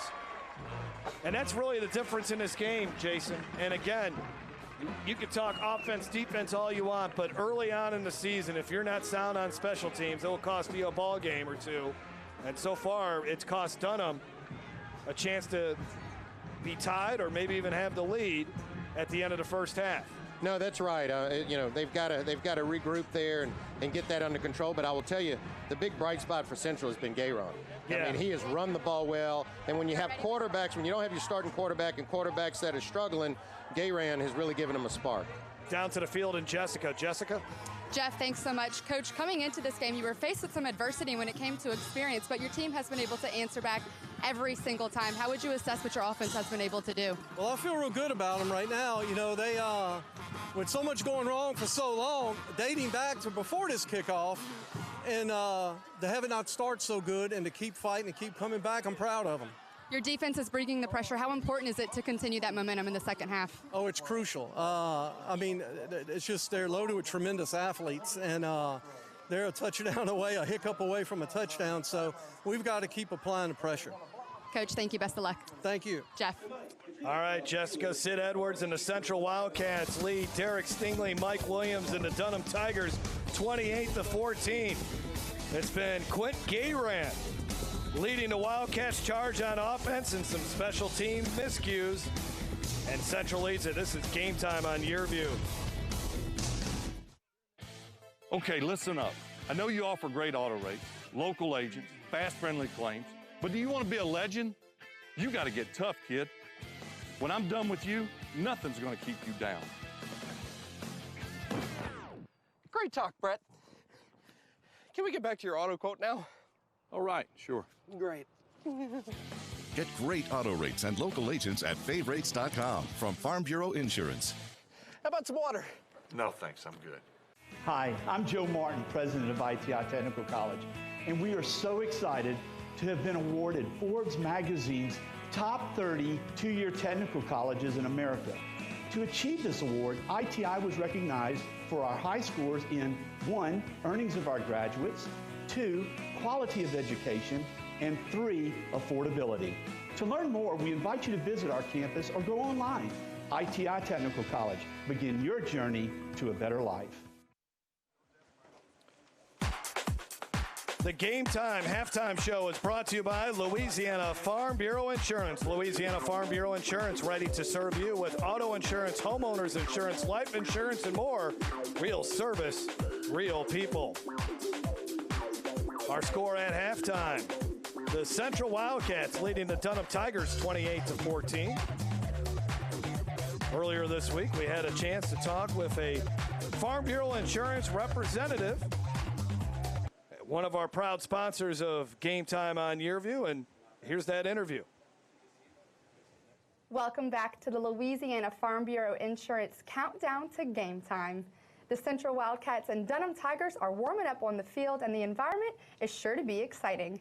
Now, none of this would be possible without some of our wonderful sponsors like Louisiana Farm Bureau Insurance, and right now I'm joined by one of those agents, Kevin DeQueer. Kevin, thanks so much for joining me. Thank you, Jessica. Glad to be here. We're talking about high school football, and we're talking about the teamwork that comes together to make this possible. Talk to me about the partnership between Louisiana Farm Bureau and high school football. Absolutely. Louisiana Farm Bureau and high school football have always made a great team. We've been in our communities for over 60 years, and we pride ourselves on customer service and real people is what we're all about.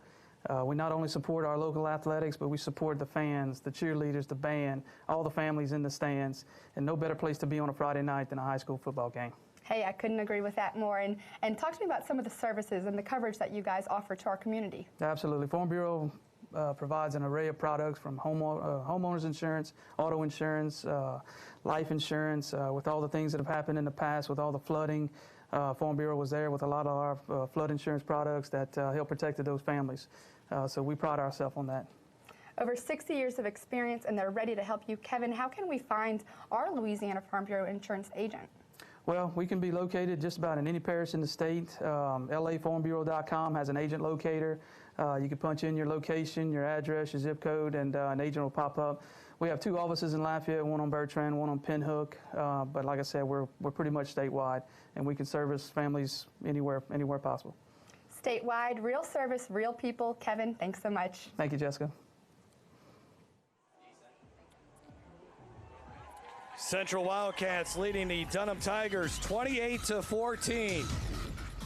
More of Game Time on YurView when we come back.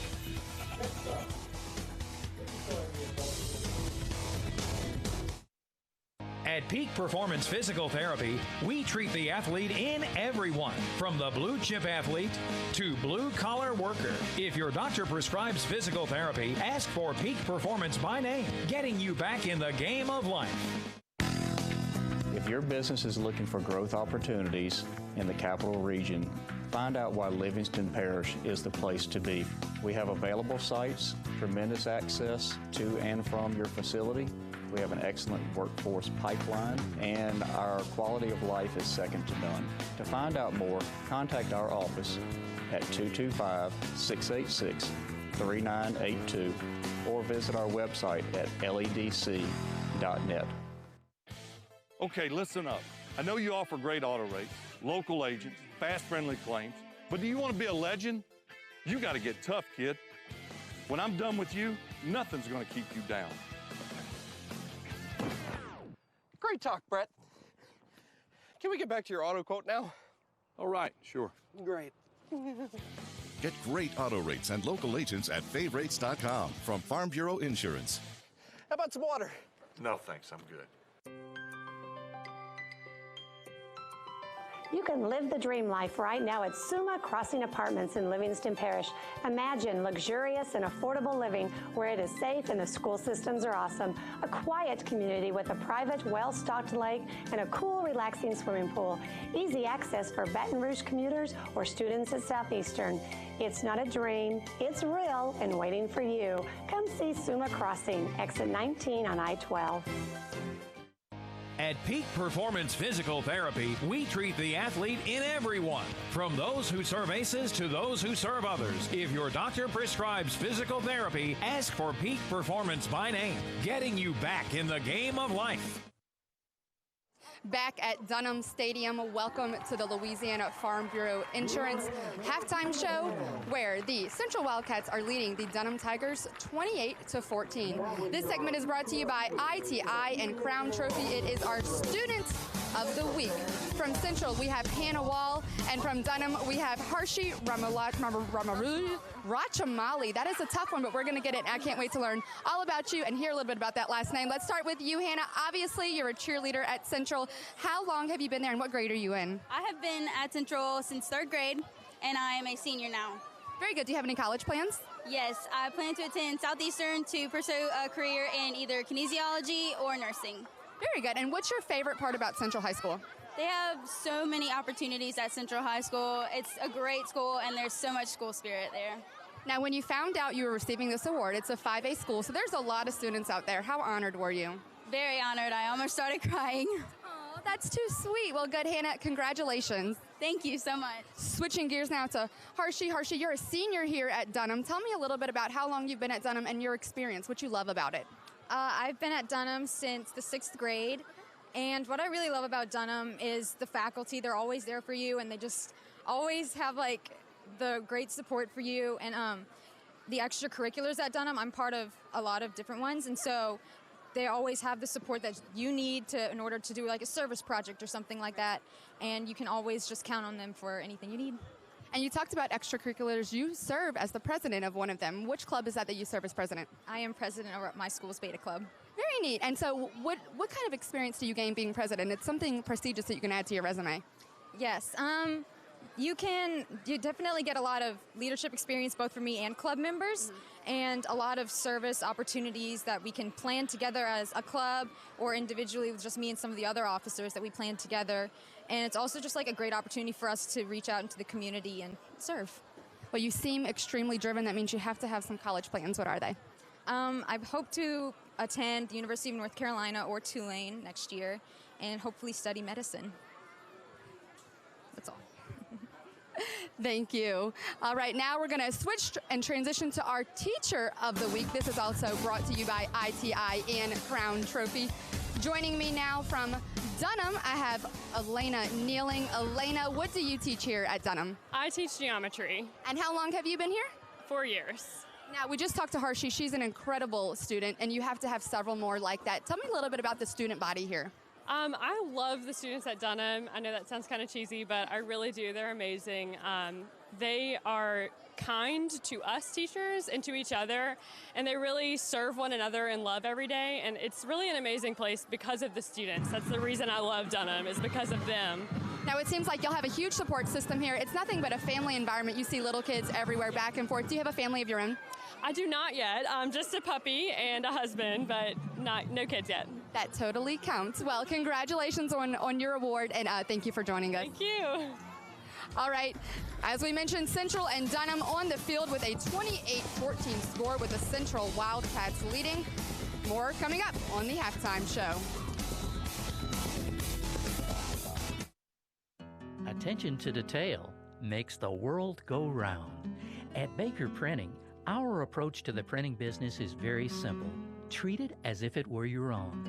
That's not always an easy job, but it comes from the top down in our company. We thrive on the unique jobs. Bottom line, we take care of our customers' projects as if they were our very own. At Baker Printing, attention to detail makes our world go round.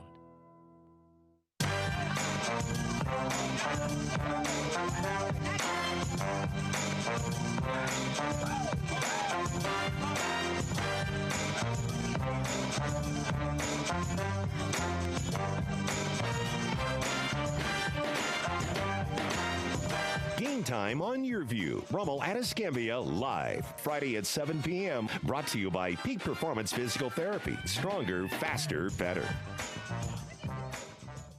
Hi, I'm Joe Martin, president of ITI Technical College, and we are so excited to have been awarded Forbes magazine's top 30 two-year technical colleges in America. To achieve this award, ITI was recognized for our high scores in 1, earnings of our graduates, 2, quality of education, and 3, affordability. To learn more, we invite you to visit our campus or go online.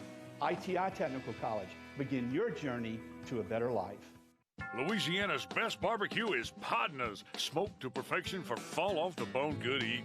Podna's Labor Day spread features ribs, chicken, pork, and 2 sides for only $24.95. That's right, feed 3 to 5 people for only $24.85. Available now through September 5th. Podna's, fast service for dine-in or drive-through, world-famous baked beans, and party pack headquarters. Remember the brand, Podna's. 2 locations, Florida, Don Moore, and Sherwood Forest at I-12. Central Wildcats marching band entertaining the fine folks here at Dunham High School, or Dunham Stadium. The Central Wildcats leading it 28-14. Jeff Palermo along with Jason DeQueer. This is game time on YurView. We're at halftime. Fun first half. Looked like Dunham, the 2A school, was going to have the better half of the 5A school, but 2 big plays on special teams have really turned this game in Central's favor. Yeah, that's right. And Central's getting productivity from the quarterback position. It was a 2-headed monster with Evans and Leachman, but they've both come in, they've both played well, and that's why they have 28 points on the scoreboard. And outside of the one long touchdown run by Mike Williams, Central's defense has been really good. Let's take a look at your first half highlights from this one. A lot to choose from. There's Mike Williams getting the ball outside to his running back. The first score of the ball game is Traylon Mouton gets into the end zone. But then, after a bad snap on a punt, Keenan Leachman runs it into the end zone for Central to tie this one up. So 7-7 our score. We move to the second quarter, and here's Mike Williams at his finest. Breaking tackles and then turning on the afterburners. Nobody can chase him down, and it was 14-7 Dunham. But Central finally got its offense going. Parker Evans throwing it to the very fast Destin Franklin. That was a big play, and it would set up this touchdown run, the first of the night for Quint Gayran, and we were all tied up at 14. Gayran at it again, spins away, and shows great moves for a player who's playing in his first varsity game. Block punt. Pernell Williams falls on it in the end zone, and we have a 28-14 lead for the Central Wildcats. The first thing for Dunham, what they need to do is get their offense on track. They got to give Mike Williams some time. That offensive line that is basically a makeshift offensive line because of a lot of injuries Central's taking advantage of that here tonight. Yeah, and they're going to have to calm him down and say, hey, let's get back to playing Dunham football. Obviously, everything's kind of been around the line of scrimmage. I also think that they're going to have to take some shots down the field. If they're going to loosen up that Central defense, they're going to have to try to stretch the field a little bit. And for Central, just keep giving the ball to Quint Gayran. He has been unstoppable so far. Yeah, he's been special. First-year football player, but I tell you what, he's running like a veteran. He certainly is. 28-14 is our score. More of Game Time on YurView when we come back from Dunham Stadium.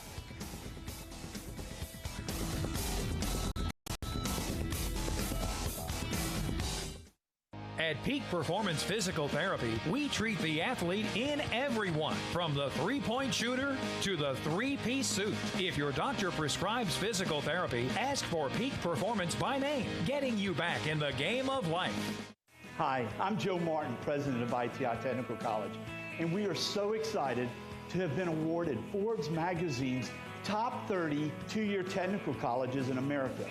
To achieve this award, ITI was recognized for our high scores in 1, earnings of our graduates, 2, quality of education, and 3, affordability. To learn more, we invite you to visit our campus or go online. ITI Technical College. Begin your journey to a better life. Hi, I'm Leighton Ricks, Livingston Parish President. Let me just tell you, I know we've suffered through the August floods, but we're coming back stronger than ever. Through tourism, through our Sheriff's Department, our schools, our Homeland Security Department, our LEDC, through our commercial development, our real estate development, everything you came to Livingston Parish for, schools, all are still there, doing more and bigger and better things than ever. Come on out to Livingston Parish. We're coming back. We are on the move. Livingston Parish is the place to be. Welcome to Monogram Express, a unique embroidery boutique specializing in personalized and one-of-a-kind gift ideas. Gifts for babies, children, ladies, and even men, we have you covered. Equipped with state-of-the-art embroidery machines, along with an experienced client-focused staff serving you 6 days a week. Check out the area's largest selection of letters, designs, and thread colors. We're your one-stop embroidery shop, handling personal, corporate, team, and school logos, and you're welcome to bring in your own items. Conveniently located at 2109 Veterans. Monogram Express makes your ordinary gifts extraordinary.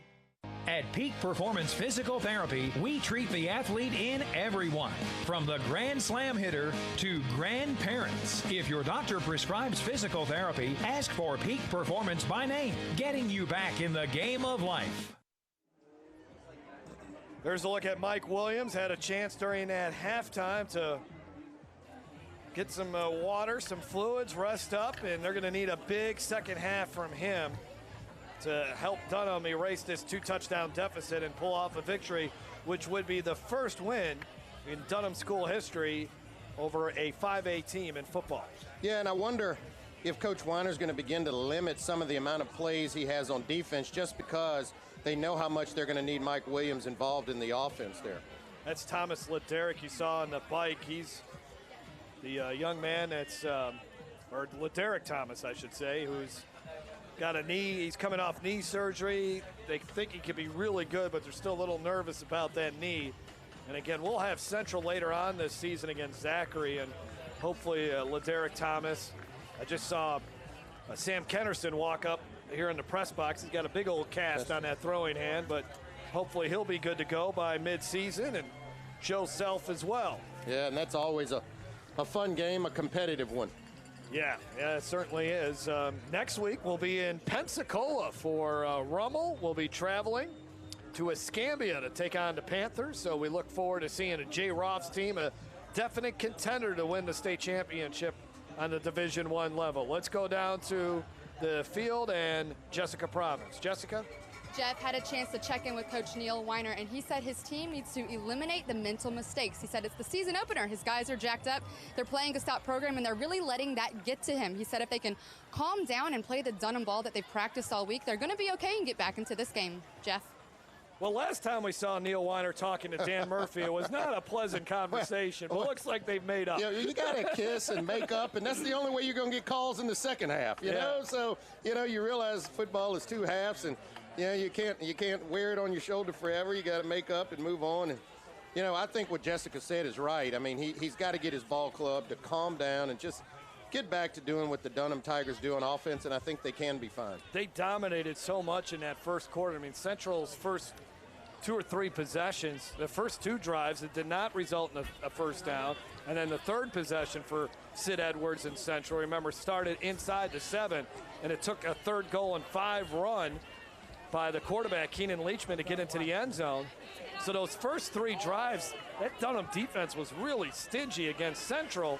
And then soon as Central started getting their downfield passing game going, it just opened it up for everyone. Well, that, and they're going to have to handle my man Gayron. I mean, they're going to have to figure out a way to take that away from him, because as long as Central has that running game, this offense is going to be operating on all cylinders. Benton Davis has it teed up. And then walking out in the field here for Central at the last minute, or excuse me, for Dunham, is Timmy Wilkerson.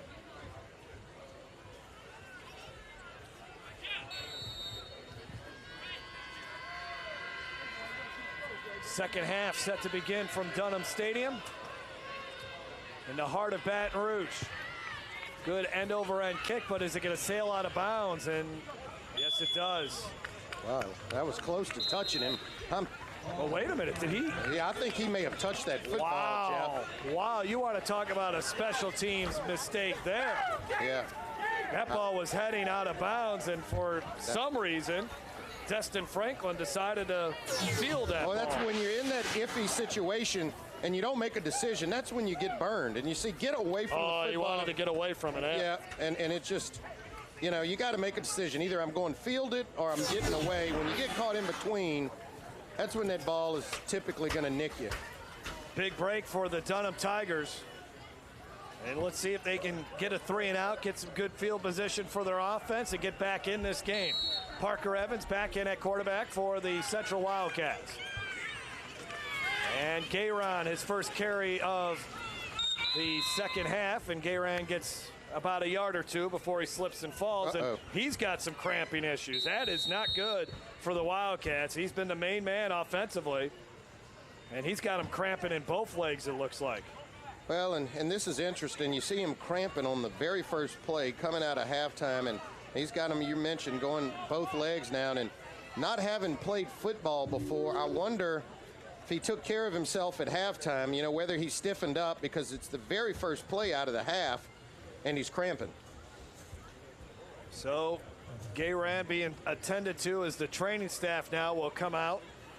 We'll take an early break of this third quarter. It could be a game-changing situation here if Gayron can't get those cramps out of his legs. We'll be back. Game time on YurView. Hi, I'm Joe Martin, president of ITI Technical College, and we are so excited to have been awarded Forbes magazine's top 30 two-year technical colleges in America. To achieve this award, ITI was recognized for our high scores in 1, earnings of our graduates, 2, quality of education, and 3, affordability. To learn more, we invite you to visit our campus or go online. ITI Technical College. Begin your journey to a better life.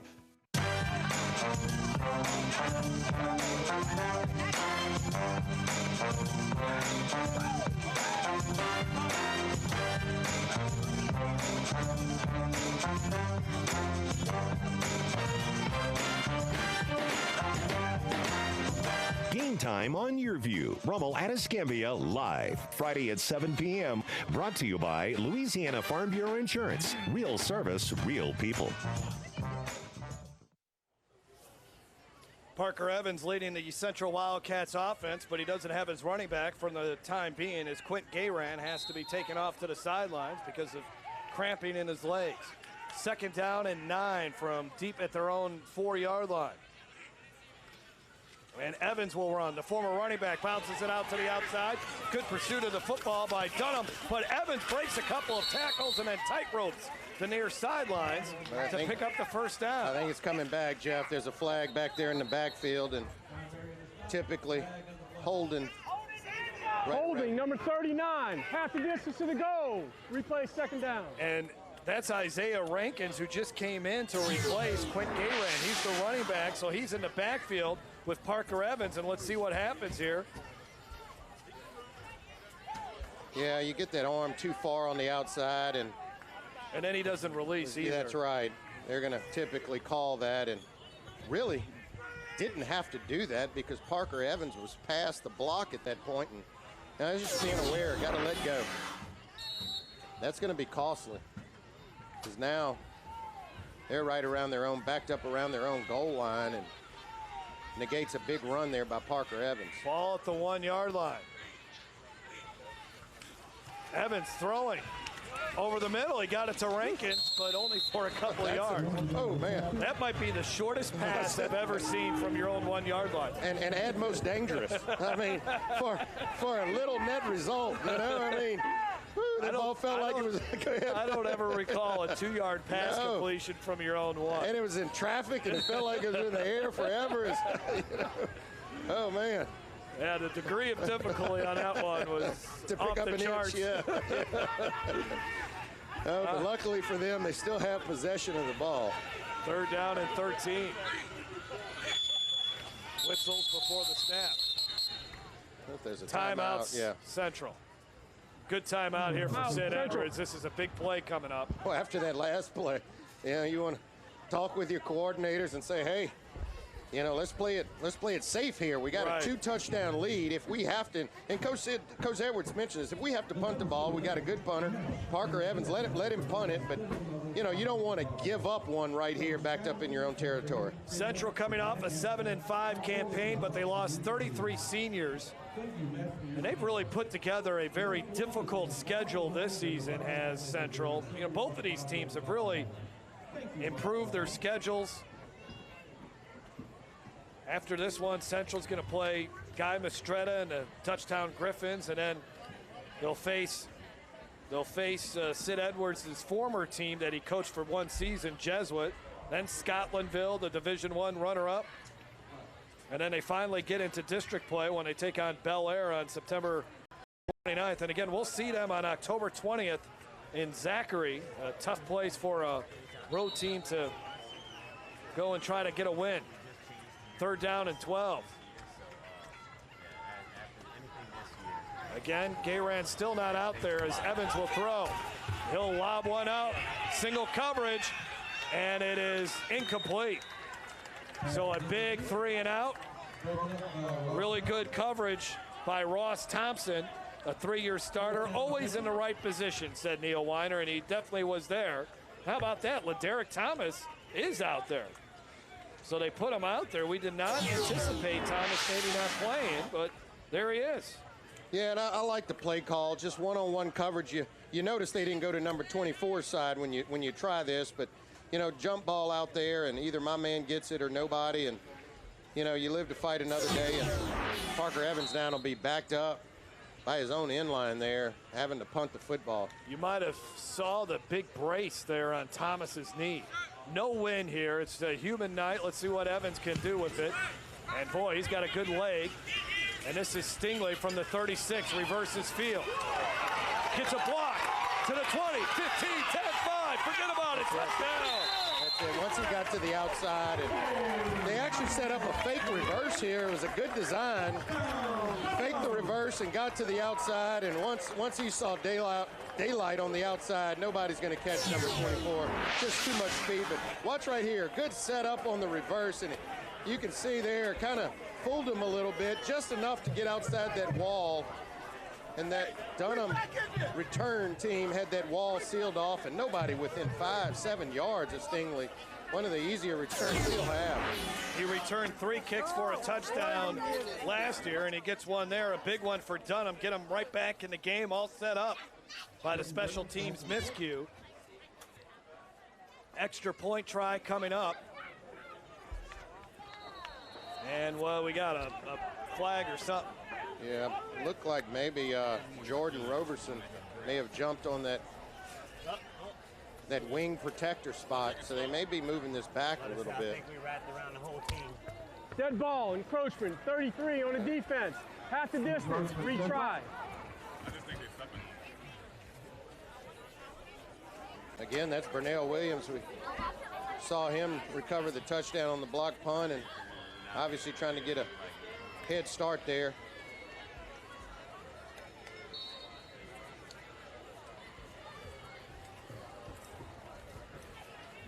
It looks like Dunham's considering going for 2 now. You know, you get a little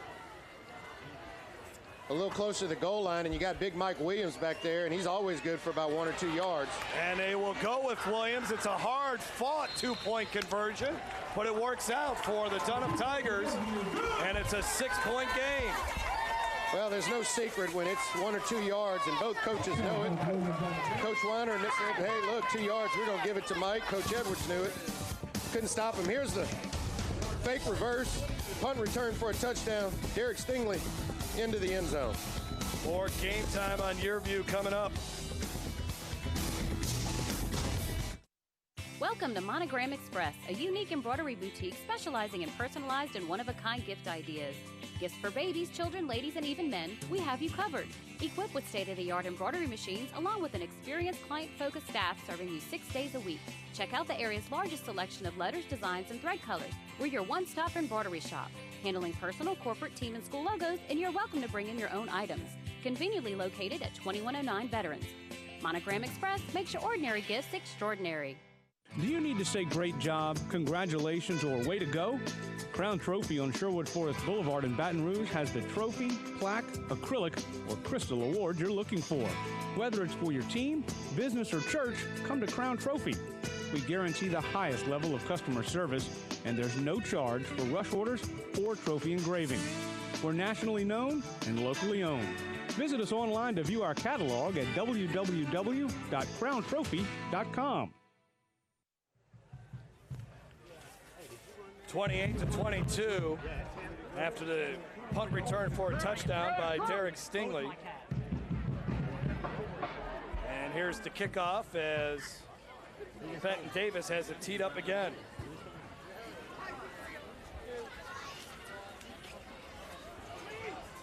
Taken from inside the 20, slow developing play, but it's going to turn out to be a nice return here for the Wildcats. Up to the 44-yard line.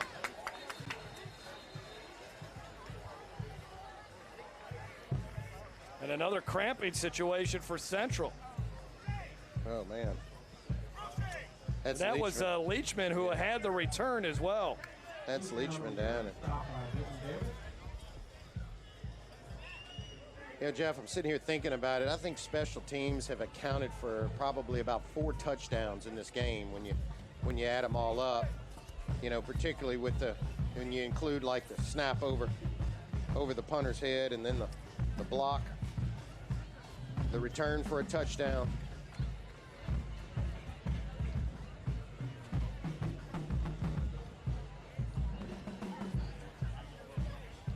Well, working them out there. And then I see another Central player back there. I tell you what. That's Leachman. And then there's a Dunham player. Dunham player as well. Well, let's take a break while we get this all sorted out. As Leachman trying to stretch those calves out as best as possible. 6-point game early in the third quarter. At Peak Performance Physical Therapy, we treat the athlete in everyone, from the Grand Slam hitter to grandparents. If your doctor prescribes physical therapy, ask for Peak Performance by name, getting you back in the game of life. Attention to detail makes the world go round. At Baker Printing, our approach to the printing business is very simple. Treat it as if it were your own. That's not always an easy job, but it comes from the top down in our company. We thrive on the unique jobs. Bottom line, we take care of our customers' projects as if they were our very own. At Baker Printing, attention to detail makes our world go round. At Peak Performance Physical Therapy, we treat the athlete in everyone, from the three-point shooter to the three-piece suit. If your doctor prescribes physical therapy, ask for Peak Performance by name, getting you back in the game of life. B.J. Lewis limping off the field. You know, it was not a very humid week in Baton Rouge, unless on Wednesday, whenever the sun came out after a big rain ban, it got a little humid, but not your typical late August, early September week in Louisiana. And here it's just it's a steamy, steamy night. And you just wonder if maybe there was a false sense of security that maybe it's not as humid as you would think. And we're seeing players going down left and right, and it's early in the third quarter right now. Yeah, and you got to get your kids to drink water. They all. It's hard sometimes to get them to drink enough water, but you got to do that well in advance of the game. They bring the pressure. Rankin still in at running back, as again Gayran is out of the ball game, as they are still working on him apparently. Coming off the bottom of the pile there for the Dunham Tigers, number 50, Tyler Johnson, a senior.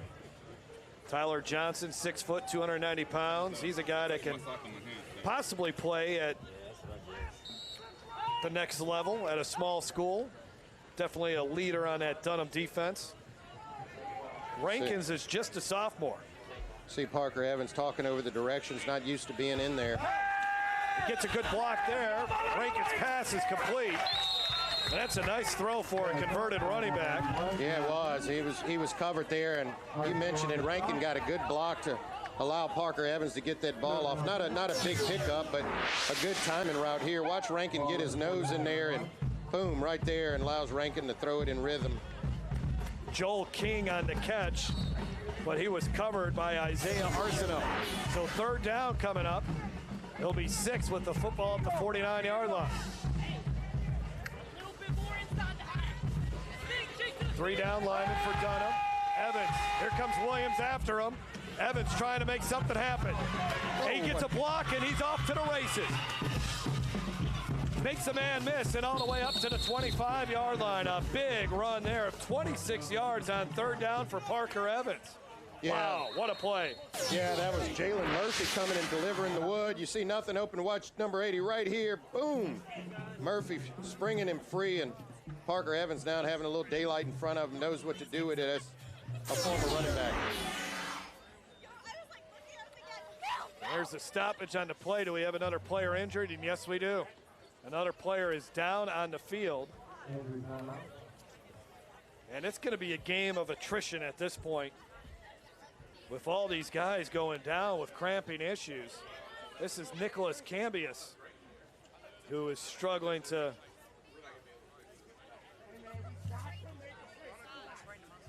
Yeah, and it's been a lot of the calf and cramp type injuries. And see the frustration there. Parker Evans, he continues to impress me. He is, and I mean, he's done a lot of damage with his legs. He's a converted running back, but you know, he's mature and he's calm. He's not making mistakes back there, and he's just playing within himself, you know. And so I think that's what's made it count for him here tonight. All right. The junior linebacker Cambius able to walk off the field. There's Parker Evans after the 26-yard run. Central up by 6, looking for more midway through the third quarter. Less than 9 minutes to go in this Week 1 matchup between the 5A Central Wildcats and the 2A Dunham Tigers. Here comes the pressure. Evans runs away from it, throws almost an interception. Well, we gave him all these props, and he nearly threw one right there. You're not going to get an easier pass to intercept if you're Traylon Mouton. Man. It's amazing how it works. He's never missed a free throw in his life. And I mean, this is really the first ill-advised play. And trying to set up the screen, and you can see it just doesn't develop. Running back doesn't get released. And I mean, that's just, you know, too good to be true. Is that ball really in my hands? Thrown right to him, hit him in the chest. And Mouton has good hands too. That's surprising that he dropped it. 2nd and 10. Evans with the check with me to the sideline.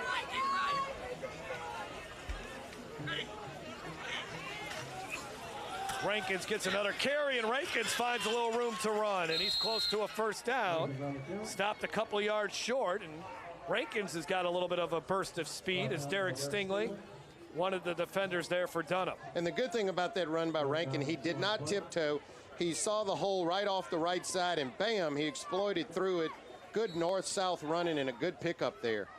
Bring up a 3rd and real short here, maybe about a yard.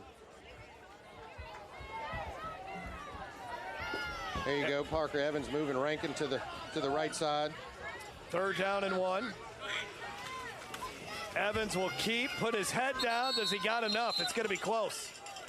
I think it's going to be short. As Central inside the Livingston Parish President Leighton Ricks red zone. Well, you call that the Tim Tebow play there.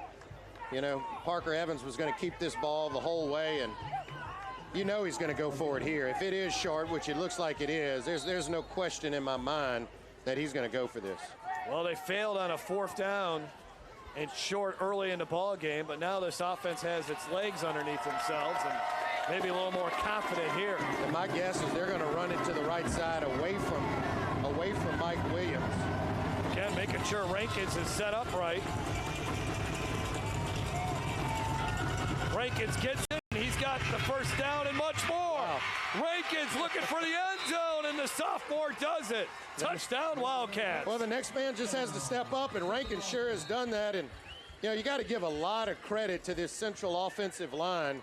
They have done a good job with Scott and Moore and Bryant, Dupree, Quan. Those guys have been opening up holes all night. It doesn't matter if it's Rankin or Gayron. But you can see right here, Rankin just good block there out front. That was Dupree springing him free. Yeah, he's the leader of that offensive line. Former safety or an H-back. And here, Dakota Dupree, a junior, playing offensive line, out of position. Nice block. And that's going to make that Central coaching staff really, really happy to know that the offensive line was considered their weakness, and they've been able to just kind of smash this football here this game and really rip off some critical running yards. Now Central will go for 2. Evans, big hole. And it's a 14-point game again. Well, again, that read option there with Rankin, and that hole just opened wide open. And Parker able to get in there. Let's go back to that touchdown, and you'll see Dupree come pulling right there, and bam, that's the key block, and Rankin able to make a good cut and get to the outside. And then back on the 2-point conversion, little end around feet, fake read option there, and Parker Evans into the end zone. A review of the touchdown brought to you by Monogram Express, where we make ordinary gifts extraordinary.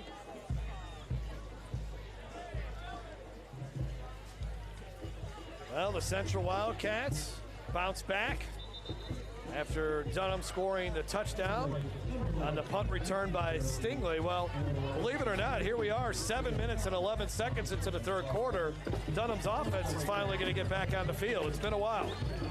Yeah, and they're going to need again. They really haven't done anything this half offensive-wise. You had the big return from Stingley, and so they're going to have to figure out a way to kind of get this thing going a little bit. We did at the outset of the game. We saw Mouton able to have some success running the football, but this Central front has kind of shut that down, taking it away. Tyler Melton has it teed up with the approach. Line drive kick. Did he kick it out of bounds? Again, you got to get away from that football. Oh, they pick it up. I mean, and nothing doing there for Jordan Roberson as he is brought down immediately. Hard for me to see way over there, but why not just let that football go out of bounds? You get great field position. All right, let's send it down to Jessica, who can maybe tell us why everybody's cramping up out there. Jessica? Jeff, I might not be able to tell you why, but I can tell you they're getting creative. I have seen spray being used. I have seen a roller being used. I have seen teammates being used, standing next to each other. They're just propping their legs up on one another, guys. I would say there's stretching stations right about every 2 feet right now. What's that spray all about there, Jason? I don't know, but, you know, they use that in soccer a lot. You know, whenever somebody goes down, it's the magic soccer, they spray. go down every 5 seconds. Okay. It's not a but sport. there's the roller being used, as Jessica mentioned. Mike Williams hands it off to Mouton. Mouton takes a big hit, and he gets about 2 yards. Well, the Central defense, I think they've really played well here. When you think about it, they just gave up the one big play to Mike Williams. I mean, the Dunham's touchdowns have been the punt return, the long run by Williams, and then when they didn't convert on 4th and inches, they gave Dunham a short field, and 2 plays later they got into the end zone. Yeah, and I mean, they're going to have to do something to loosen this up. And this Wildcat defense has done very well running side to side, just like they're doing here. Stingley hurdles the defender. up to the 21-yard line. It wasn't for a lot of yards. And here goes another cramp. And you don't want this guy cramping either. And, man, I hope that's all that is a cramp. But yeah, talking to his dad, he runs track, and that time he looked like a hurdler. Man, I hope that's... Watch this, to be able to leap like this out of this mushy surface. But you can see here, you know, this is just instincts taking over. When you decide you're going to hurdle somebody, and boy, that's getting up there. And timeout on the field. And I think it's a good time for a hydration timeout, Jason, after that. Hydration break.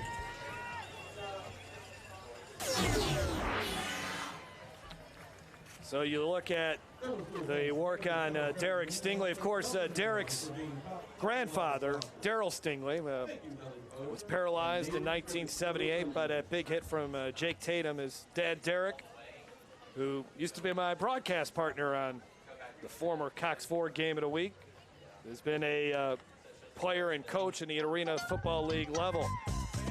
Look at the Central schedule. We talked about this earlier. Really a difficult schedule, taking on Dutchtown. Jesuit, I think, is going to be a sleeper in the Catholic League this season, Jason. Man, you got Scotlandville. That'll be a fun game on September 22nd. And a tough district schedule. They also play Bruley as well. Well, a team that everybody's talking about on the other side of the river is Port Allen. Yeah. New coach from Oklahoma. There's a little bit of unknown with him. So that's a look at the Central Wildcats schedule after going 7-5 a year ago. And I was just checking some scores, and Jesuit actually got pounded tonight by Warren Eastern, 40-14. Well, forget what I just said. Mike Williams on the quarterback draw, and he slipped, I guess. He did. That's exactly right. And he's shy of the first down. He had some open maybe room he's there. got the first down. It's tough to tell. We're pretty low here. Yeah, it looks like they're moving the chains, but you're right. He had a lot more daylight in front of him. His feet just gave way, but you know, they are able to pick up the first down. And God, I don't know the last time we've said Dunham's picked up the first down. It's been a while.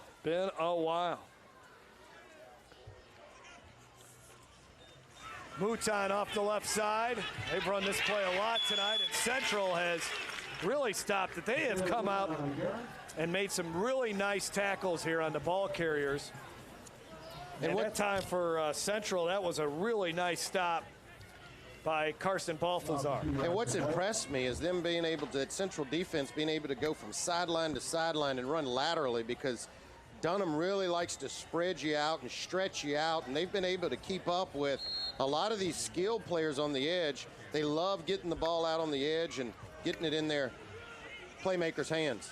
That was a loss of 3. Williams now over the middle, and it's dropped by the receiver, Devin Taylor, who really exceeded expectations in the preseason, played well. They wanted to get him a little action here tonight, and the sophomore unable to handle it. Now it's 3rd and long for Dunham, just under 5 minutes to go in the third quarter. Yeah, Mike Williams just kind of put that ball behind him, had him running across about a 5-yard route, coming across, and just put it behind Devin Taylor. Mike Williams, also a double-double machine in basketball, but will not play basketball this upcoming season for Dunham, who made it to the state championship game back in March. 3rd down and 13. Williams, they set up the screen, and he threw it right to a Central defender, and that's an easy touchdown. Todd Lassane.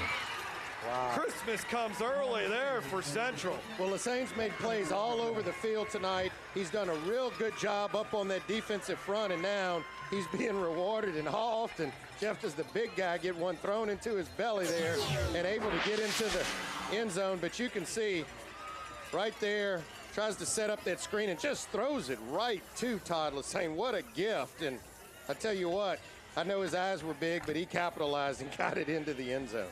Now look at all those bars on the face mask. A guy like that shouldn't be returning interceptions for touchdowns, but what a moment for Todd Lassane, a senior. And what a ball game here for Central. They faced a lot of adversity early on as they go for 2. And I don't think the ball carrier got in there. No, they didn't. Try to swing and gate and just didn't pull it off cleanly. Brock Kaufman unable to get in. Well, 4:50 now left to go in the third quarter. And this pick six extends the Central Wildcats lead. They're up by 20. This is Game Time on YurView. Louisiana's best barbecue is Podna's, smoked to perfection for fall off the bone good eating.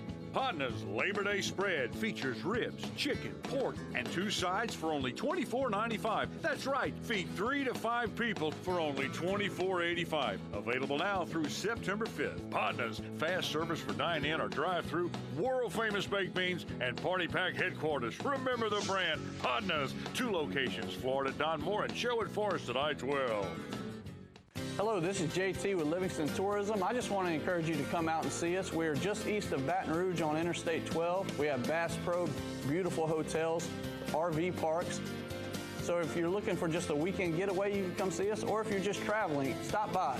We have restaurants, shopping, antique district, Jubin Crossing, golf. Anything you want to do, we have it here in Livingston Parish. So come see us. For any of our events, you can visit us at livingstontourism.com or on social media. Game Time on YurView is brought to you by Livingston Parish and its president, Leighton Ricks, who welcomes one and all to one of the fastest growing parishes in Louisiana. Livingston Parish, the place to be. And by Monogram Express, we make ordinary gifts extraordinary. And by Louisiana Lift. At Louisiana Lift, we're always on call. Great photos here tonight. And another player struggling, that's Brock Kaufman, who was just carrying the football.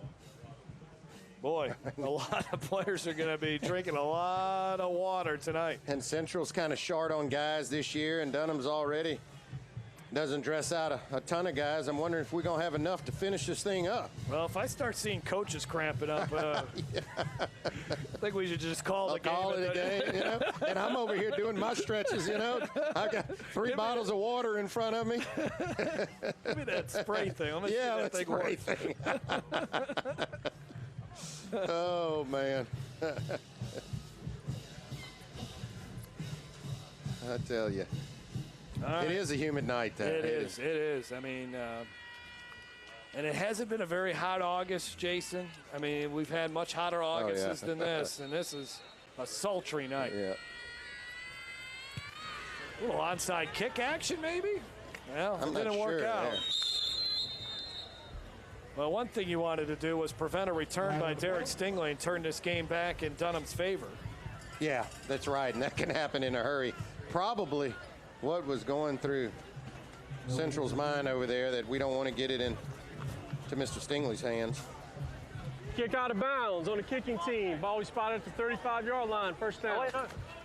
Want to remind you that don't miss any of the action. You can go to YurView.com/football and sign up for the Game Time newsletter to get previous week's highlights, stories, and recruiting news, along with a preview of the upcoming week's matchups delivered straight to your inbox. That's at YurView.com/football. I'll tell you what, Stingley's out here. He's been drawing single coverage all night, and you know, if I'm Coach Weiner, I'm gonna take a shot eventually. You know, it's one of the fastest kids out there. He's out there on an island, and give him a shot. Make a play down the field. 1st and 10 at the 35. Williams pump fakes, slips. Now has to get away from the pressure. And still on his feet, and then finally taken out of bounds. Boy, that's Sid Ridgel, and the guy that really tripped him up was Jeffrey Campbell. Got just enough of him to really have him off balance, but he still got 5 yards. Yeah, and it's still a win for the Wildcat defense because they don't let him loose. He doesn't throw the ball downfield, but it was interesting watching Mike Williams. He was fighting the guy off with one hand, still looking down the field and, you know, freeing himself up and able to get 5 yards out of it. Actually, they marked him down at the 39, so it's a 4-yard gain for the senior Williams. Williams looking downfield. There he goes, deep to Stingley. Stingley goes up for it, and it's great defense. Outstanding defense by Jacoby Putnam. Well, and that's the shot that I was thinking would be coming soon, and here comes Stingley. He's still cramping up, and you're talking about Putnam and Stingley both going up for it, and, you know, good play there by Putnam. going up and knocking that ball down at its highest point, and I'm not sure Stingley's going to be able to continue. He's trying to stretch it out over there on the sideline. Well, I guess he's still on the field technically. Lined up on the near side. Big third down coming up for Dunham, down by 20. Mouton's got it. Mouton's got to try to make 3 guys miss, and he can't. Well, they're shutting that stuff down. This Wildcat defense is ready for anything, any of these quick hitches out the backfield. They're keying in on that stuff. Cameron Sarton, the defender there. A lot of guys stepping up here for Central. He's a junior defensive back. 4th down. Dunham will have to punt with about 4 minutes to go in the 3rd quarter.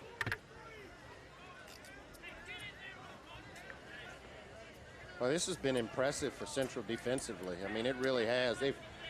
They've come to play. They knew what the task was ahead of them with Mike Williams and Stingley, and thus far, and they've really been able to shut a lot of it down. If you got a good fake punt, this is where I think you need to use it. Davis is the punter.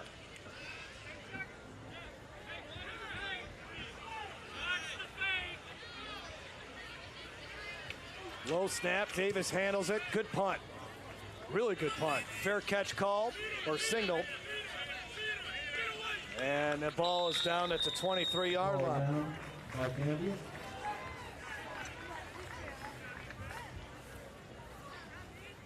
So Dunham's defense somehow has to muster a turnover, some kind of stand.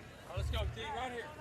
Well, and you know, when you have smaller schools playing, you know, upper classification, this is a 2A, 5A matchup. You start wondering, can the smaller schools go the distance? Do they have enough depth? And really, they've got to play most of their players both ways. And towards the end of a ball game, that's what you worry about and wonder if that starts wearing on you. Initially, Coach Weiner's main key was, I know we got to get up in the game so that in case we start to wear down, enough points to spare, and that just really hasn't happened tonight. They were up 14-7, but it's really been all Central since then. And Rankin still running the ball is Quint Gayran. We still have not seen him since he had cramping issues in both legs. And what I've really seen in this game from Central is just their confidence growing. I think they, based on what we were getting from Coach Sid Edwards earlier this week, I don't know if they knew what was going to happen tonight. And I love Coach Edwards, but he's a masterful poker player. Now, granted, they are down a little bit. I don't want to take. I mean, they're only dressing out 63. They're starting quarterbacks now. They got some injuries, but I tell you what, he loves being in that underdog role sometimes. 2nd and 5. More Rankins here. Nope, Evans keeps it. He fooled everyone. And he's got a 1st down. I'm still laughing because, I mean, he really had us wanting to feel sorry for him, you know? I mean, but he's got some talent out there. And, you know, typically, too, you start looking at the, you know, let's look at the replay here. And this is Parker Evans being able to get. Did Evans get up? I think Evans is still on the ground over there. And we've already seen Leachman leave the ball game. Oh, no. Believe it or not, oh boy, maybe another cramp because they're. So who's quarterbacking now? Is I think I just heard Sid say DeQueer. Come on. Oh man, we're gonna need a lot of bottles of that spray. We're gonna need a lot of bottles. Yeah, I think I can still do the handoff. But well, let's see who breaks the huddle here. Remember, Sam Kennerson is out with a broken thumb, so Parker Evans is the quarterback, and then we've seen Keenan Leachman. But all right, so I don't think I've ever seen a number 81 take a snap, but Joel King will do it. You're going down in the depth chart now. This is your 4th-string quarterback playing in opening night. And he hands it off to Rankins, and he knew where the ball was going to go. Eh? And I still see Leachman. Leachman doesn't even have his helmet on. Let's see if they can get Evans back in the game. No, he's back there on the fence working on. Oh, boy. So, and Leachman doesn't even have his helmet on. So right now, Joel King is the man. If he wasn't the man before, he sure is now. He's going to do all he can to try to get back out on that field. And Jeff, you see immediately what has happened. Central's normally a fast-paced, high-octane, move quickly type offense, but they have really slowed down. They're going to want to work on this clock, get into the fourth quarter, and try to shorten this game.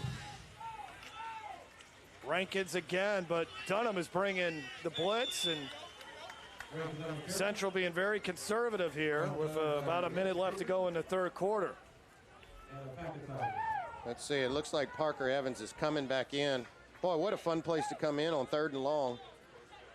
But nevertheless, you at least got somebody who's been playing. And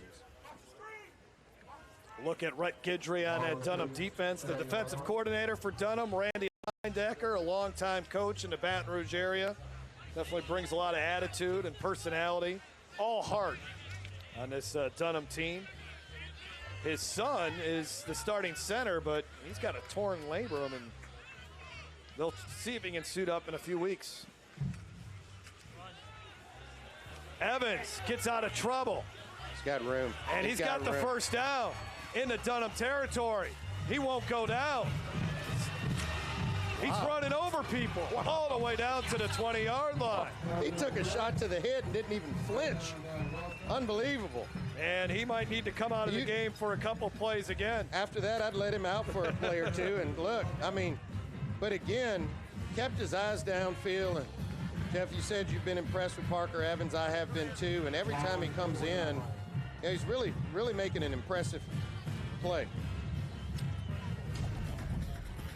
So that's the end of the third quarter. Derek Stingley gave the home fans something to cheer about, but it's been this Central running game. Isaiah Rankins getting into the end zone there, and then the gift touchdown to Todd Lassane. Wildcats up by 20 on Game Time on YurView. At Peak Performance Physical Therapy, we treat the athlete in everyone, from the blue chip athlete to blue collar worker. If your doctor prescribes physical therapy, ask for Peak Performance by name, getting you back in the game of life.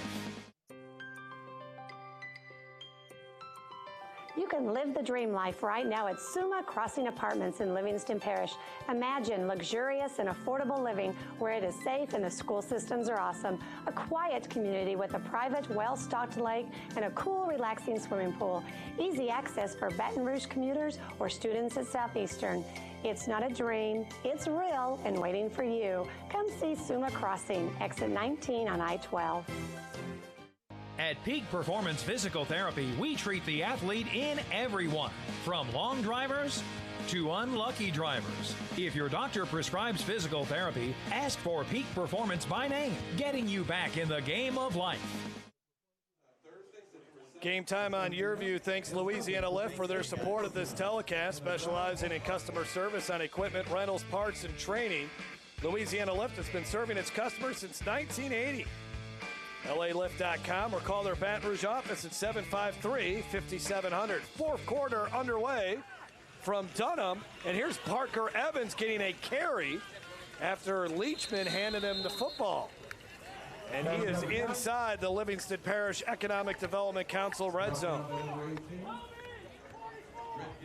Interesting score up in North Louisiana, Jason. Neville Tigers have been such a powerhouse up there. They were defeated here tonight by Ruston 19-10. Oh, wow. It's their first loss at home in 50 games. Yeah. That's 10 years if you're playing 5 home games a year. It's a lot of games. That's a lot of games. Well, and they've got both of them here, Leachman and Parker Evans in the backfield. You sense that Coach Edwards thinking, if I can get on the board again, and this thing may be over. Leachman loses the ball at the 1-yard line, and it's Dunham's football. Boy, you talk about just barely staying alive here. Cruz Bridges recovers it, and it looked like Central was going to ice this one away. And Leachman, you can see here on the keep, really looking like he's just going to almost walk into the end zone. Job. Who knocked it out of there? That was a great play. We'll have to look at that again. get it in there. And you're right, just coming from behind, he did not see him. So Cruz Bridges with the fumble recovery. But for Dunham, they're starting deep in their own territory at their own 2-yard line. See if Mike Williams can produce a little magic here. Mouton up the middle, and a great tackle. That is how you do it. Drew Lassane filling that hole. Let's take a look at the fumble and see who has the punch here to knock this one away from Leachman, because it looked like he had 6. There you go. That's a great job by Reed Godberry. Able to get in there and just swipe it away, and boy, they needed that to have any chance getting back in this game. Only a yard gain that last time by Mouton. Williams has the signal. Now he surveys the Wildcats defense. And he'll keep it. And this is a locomotive coming down the field, Jason. All the way up to the 45. Bouncing off tacklers. Bounces off another one. Still on his feet. Could he go all the way? My goodness. 98 yards. Mike Williams. I'm speechless. I don't even know how to describe this. I mean, where do you start? You saw everything. You saw power. You saw speed. You saw elusiveness. And then you just saw sheer determination by Mike Williams. And he was not going to be denied. And if you needed a big play to get right back in the game, he just gave you one. And man, this is just all Mike Williams coming out of his own end zone. Making moves, that's the elusiveness part. Here comes the power, just going to run you over. Watch right here, he lowers the boom. And then stiff arms, get away. And then I'm going to cut it back and get off. Man, you can't do that on Nintendo. If they still play Nintendo. Well, I don't think they do. I'm old, huh? You know, you need more buttons. What you needed, an A, a B, a C button on that thing? You know? Well, and the extra point is blocked. Never really got up in the air for Ben Davis. We have 9 more regular season games left, Jason. This and is at in there. 4 playoff games. There will not be a better touchdown run than this right here. I can tell you this is a candidate for one of the plays of the year. But, I mean, unbelievable. He does everything on here. Runs over you, pushes you out the way, reverses fields, and, of course, scores the touchdown. Boy. That's insane. So 2 long touchdown runs by Mike Williams. Did you just score that touchdown? And it's a 14-point game. Let's go! High five. Hear that little kid? Did you just score that touchdown? How do you not know it's not him? He's only 6'2", 260 pounds. Yeah, guy out there. Yeah. Oh, Sid Edwards is not laughing. The question is, how did you score that touchdown? That's what the little kid should have. But how this game changed, it looked like Leachman was going into the end zone to give them a 49-22 lead. And we still got a ball game here at Dunham Stadium. Well, and that's the thing, you know, this Wildcat defense had been able to kind of contain him, but you can't let him dominate and make those big plays. And thus far, he's had 2 big ones like that tonight. Rankins has got to pick it up from the 9.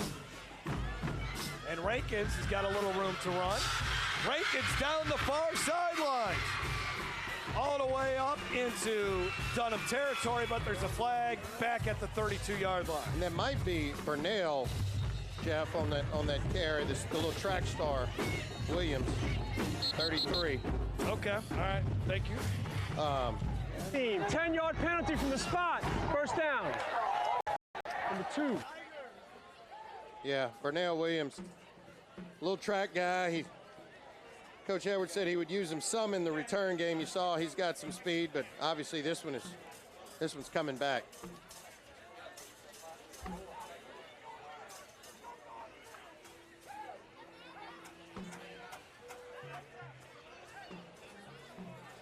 All right, let's send it down to the field as Jessica has some modern medicine with her.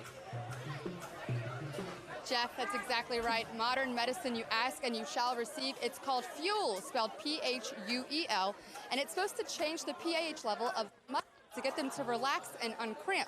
Now, I'm told that it has oxygen in it, low pH formulation, and prevents cramps, muscle spasms, as we kind of mentioned. And guys, Catherine Walker, the trainer here at Dunham, actually brought it with her, so it's a fairly new modern science that they're trying out. Jeff? I failed biology class, so you'll have to explain that more to me after the ball game, Jessica, as there's a run up the middle by Isaiah Rankins that time. I just want to know if she can keep that bottle of spray for me. I may have to try that stuff. I don't care, Fuel with an F, pH. Sometimes I need some. And now walking off the field is Tyler Johnson, who needs a little of that spray. Well, no, he decided, you know what, I can toughen it out. The magic spray. Yeah.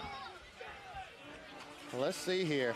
3rd and 3. You know, if they can get a stop here, I really believe Central would have to punt the ball, and you would sense a little bit of a momentum shift. Still 9 minutes left in this game. 2nd and 2, Parker Evans. Rankins breaking through tackles. Rankins has got a first down to the 39-yard line.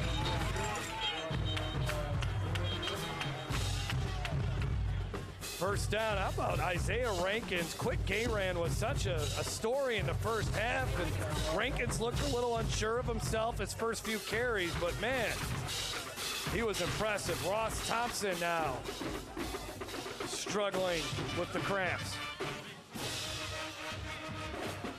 Well, Peak Performance Physical Therapy, one of our great sponsors on Game Time, YurView.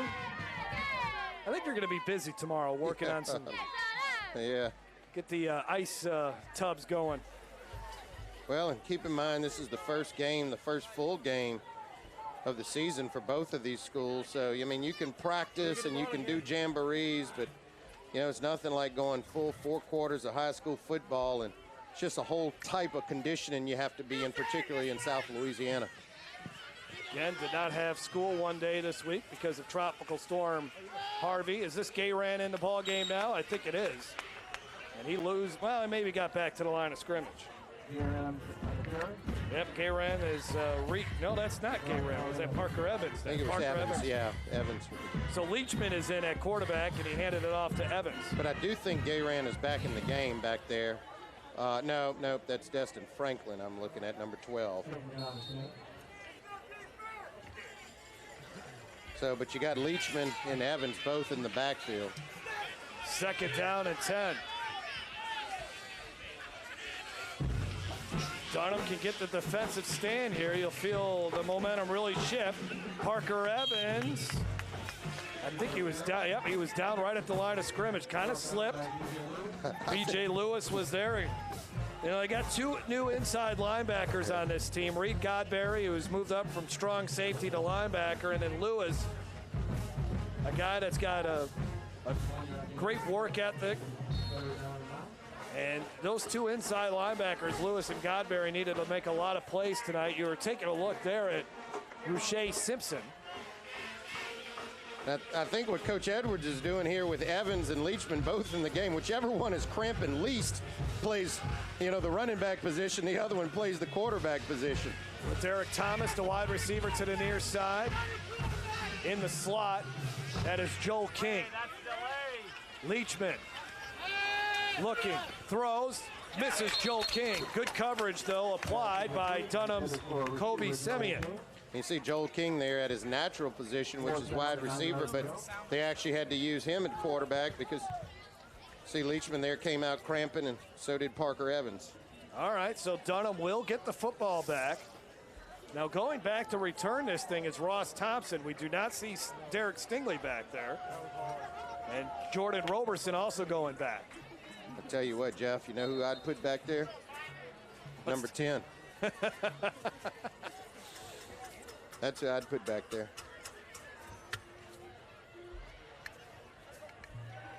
Parker Evans. He's done well punting the football tonight. He's done a lot of things well. Low snap, handles it well, though. And the pressure was on him, and he just had to get rid of it. Yeah. Not a good punt there, but again, not necessarily his fault. Snap, one hopped him. And here we go. Mike Williams gets back out there.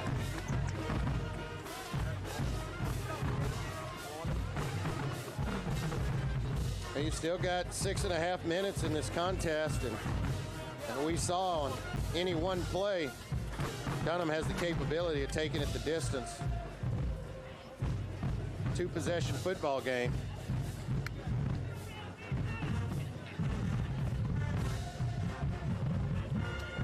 Ball at the 41-yard line. Anxious moments here for Sid Edwards and the Central Wildcat fans. Had a comfortable lead, and all of a sudden, this thing can get really interesting if Williams pulls off another great play. Mouton, he's got some room to run and a couple of blockers. Spins, bounces off another defender, and he's got enough for a first down. Well, we got another player cramping. That's 16 for Central. Jacoby Putnam, who was in on that tackle. I don't think he's cramping. I think he kind of got the worst of Mouton there. That'll make you cramp. But Mouton, we hadn't seen a whole lot of him, since the beginning in the first half. But there he was able to rip off another good one. 1st and 10 at the 46. Mouton again. Mouton's got room to run. It's a foot race, and down he goes at the 10. Dragged down from behind by Carson Balthazar. And they are inside the Livingston Parish Economic Development Council red zone. Well, just like that, we've got a ball game. Right here, the read option, right down the middle of that defensive front, and Mouton showing you his speed. Balthazar able to make a touchdown-saving tackle right there at the end, but Dunham's got a chance to get up on the board again. We'll take a break. A hydration timeout. Dunham close to getting really back into this thing on game time. If your business is looking for growth opportunities in the capital region, find out why Livingston Parish is the place to be. We have available sites, tremendous access to and from your facility. We have an excellent workforce pipeline, and our quality of life is second to none. To find out more, contact our office at 225-686-3982 or visit our website at ledc.net. You can live the dream life right now at Suma Crossing Apartments in Livingston Parish. Imagine luxurious and affordable living where it is safe and the school systems are awesome. A quiet community with a private, well-stocked lake and a cool, relaxing swimming pool. Easy access for Baton Rouge commuters or students at Southeastern. It's not a dream, it's real and waiting for you. Come see Suma Crossing, exit 19 on I-12. 42-28. No cramping there from the Dunham student section.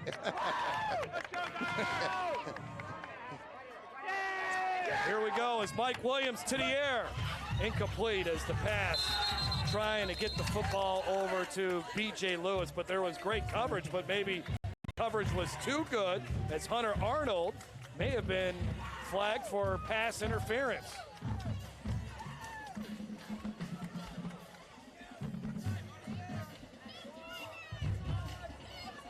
Oh, and you see that Central defense kind of roaming around. You just get the sense, do they have enough to hang on? They played for the 3 quarters Pass of this game. Pass interference, number 8 on the defense. Half the distance to the goal. Replay, first down. A brilliant football game, but now it's starting to get a little winded. Good look at Coach Edwards there, and you can see a little concern on his face. He was up front by a few scores, but now Dunham knocking on the door, the chance to bring this within 1 touchdown. 1st and goal at the 7-yard line.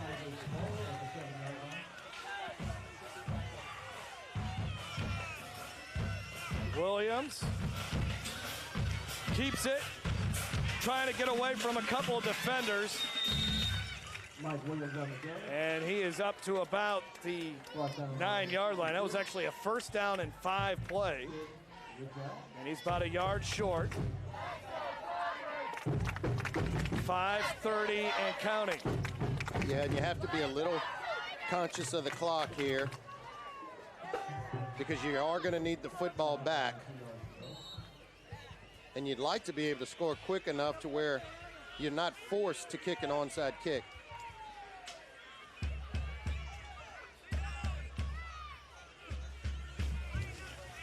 Mouton stretching it out.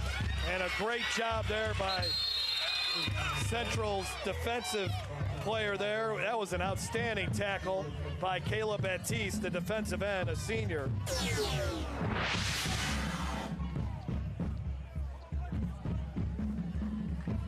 He loses a couple yards, and that brings up third down after Baptiste throws it to the ground, and there is a Central player dealing with the cramping issues. And that's Jacoby Putnam. So the two teams will retreat to their respective sidelines while Putnam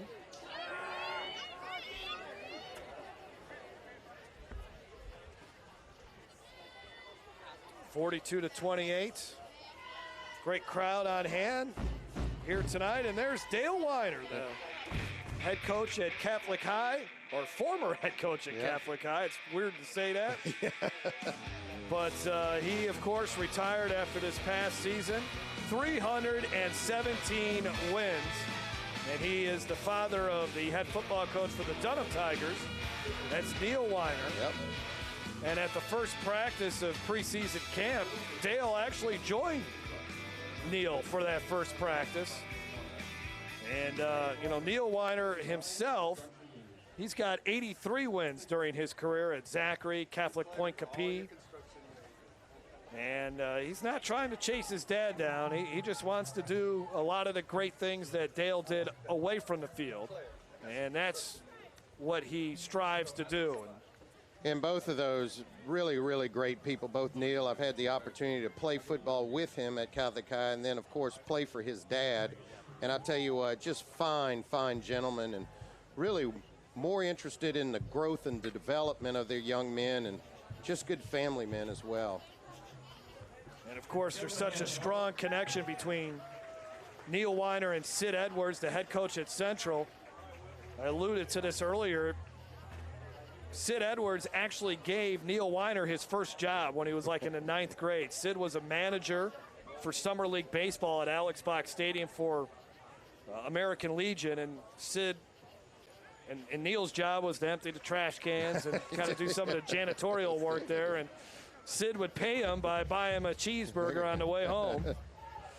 And Sid actually then hired Neil to be a teacher and assistant coach at Redemption. So twice Sid Edwards has given Neil Weiner a job, and they were both on the same staff in 2004, that Central team that made it all the way to the semifinals. Third down and 5, and they shut them down. Great stop there. Jeffrey Campbell with the tackle and sent it down to the field, and Jessica. Well, Jeff, when a Louisiana legend like Sid Edwards talks, I listen, and he told me that one of you were the best kickers that he's ever coached. Who's going to take credit for that? Jason? All I know is I need some spray. Get that pH stuff up here. People ask all the time, how far can you kick one down? I said, I'm lucky to lift the leg, Jeff. Well, big fourth down here with under 4 minutes to go in the fourth quarter. This is the ball game for the Dunham Tigers. Mike Williams looking to make something happen. Williams, nobody open downfield. Williams is just going to have to throw and hope for the best, and it's incomplete. The Central Wildcats defense comes up with the stand, and Dunham is denied. Wow. You see some of the disappointment there by Mike Williams. I really thought he had a chance to squeeze this ball in. Let's see, you see him getting to the outside and going to release it. Great job to contain him and not allow him to go upfield. He threw that ball in a good spot, just unable to come up with it. And that hurts. That hurts. Certainly does. So now Central will look to work as much clock as possible. They got the ball at their own 9-yard line. They got to take care of the football here. And you'd have to imagine Dunham's going to be whatever timeouts. I think they have 2 left. They're going to probably burn them here pretty quickly. Try to see if they can get the ball back. Parker Evans in at quarterback. Isaiah Rankins, your running back. Rankins running up the middle, and he gets a couple. Let's see if Neil Weiner will start using some timeouts, maybe. Yeah, I don't think you have a choice. You got to stop the clock.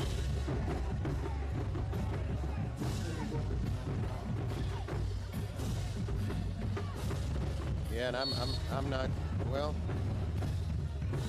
the clock was stopped, but it restarted. Second down and 5.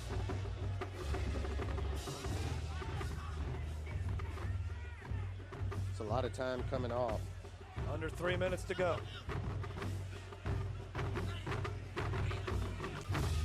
Evans will just keep it. And he loses the ball. There's a scramble for it. Wow. I could not see who got Dunham's got it. But that ball was clearly stripped out. I couldn't see whose arm it was that got in there right in the middle of the stack. But I tell you what, when you need a turnover timely, there it was. Timmy Wilkerson recovered it. Let's see if we can see who stripped it out. You'll see right on the right-hand side of your screen. Yeah. There it is. Isaiah Arsenault. Arsenault, number 6, able to strip it out. New life for the Dunham Tigers. With the ball at the 18-yard line.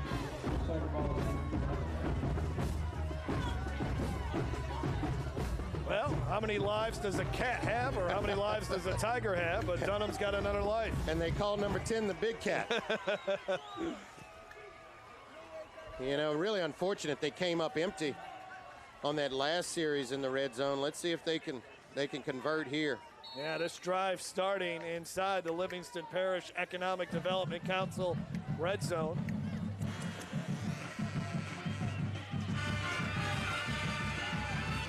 Williams has got 2 running backs back there with him. Mouton. Williams pump fakes, trying to get to the end zone, slips a defender, and then can only muster enough strength to get close to the line of scrimmage. So Dunham's got to quickly get up to the line of scrimmage here. I know Mike Williams has laid some wood, but he's also been hit up pretty good this game, and he took a couple of vicious hits on that last carry. He's been one of the few players that really hasn't been cramping in this game. Williams throws and incomplete. Third down. Well, these last couple of plays for Dunham have been really sloppy, and you almost kind of see him just dragging out there a little bit. It doesn't look like there's much pep in the step. And here's the replay, trying to dart the ball in there, and really 2 guys fighting over it. One of them should have come up with it, but both guys in the same spot there. In and out of the hands of Reed Godberry.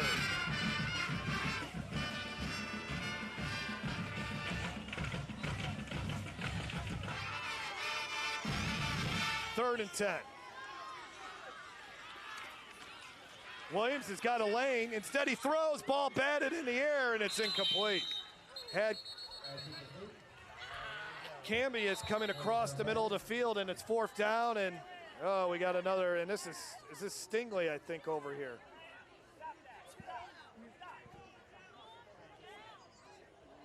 We'll take a break, and we'll return to Dunham Stadium after this.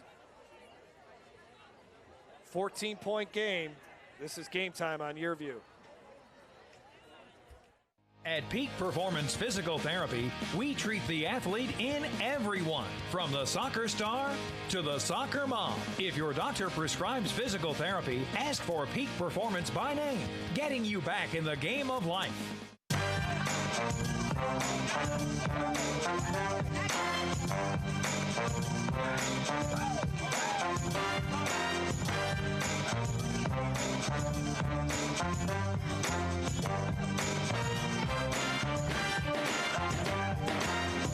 Game Time on YurView. Rummel at Escambia live. Friday at 7 p.m. Brought to you by ITI Technical College for a better life.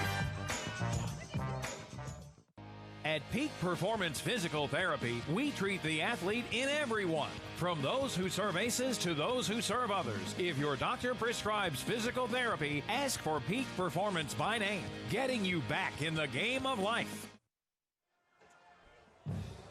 Almost a full moon here tonight. It's been a crazy game.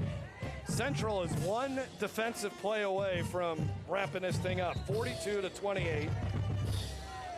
Well, speaking of moons, did you get a chance to see the eclipse the other day?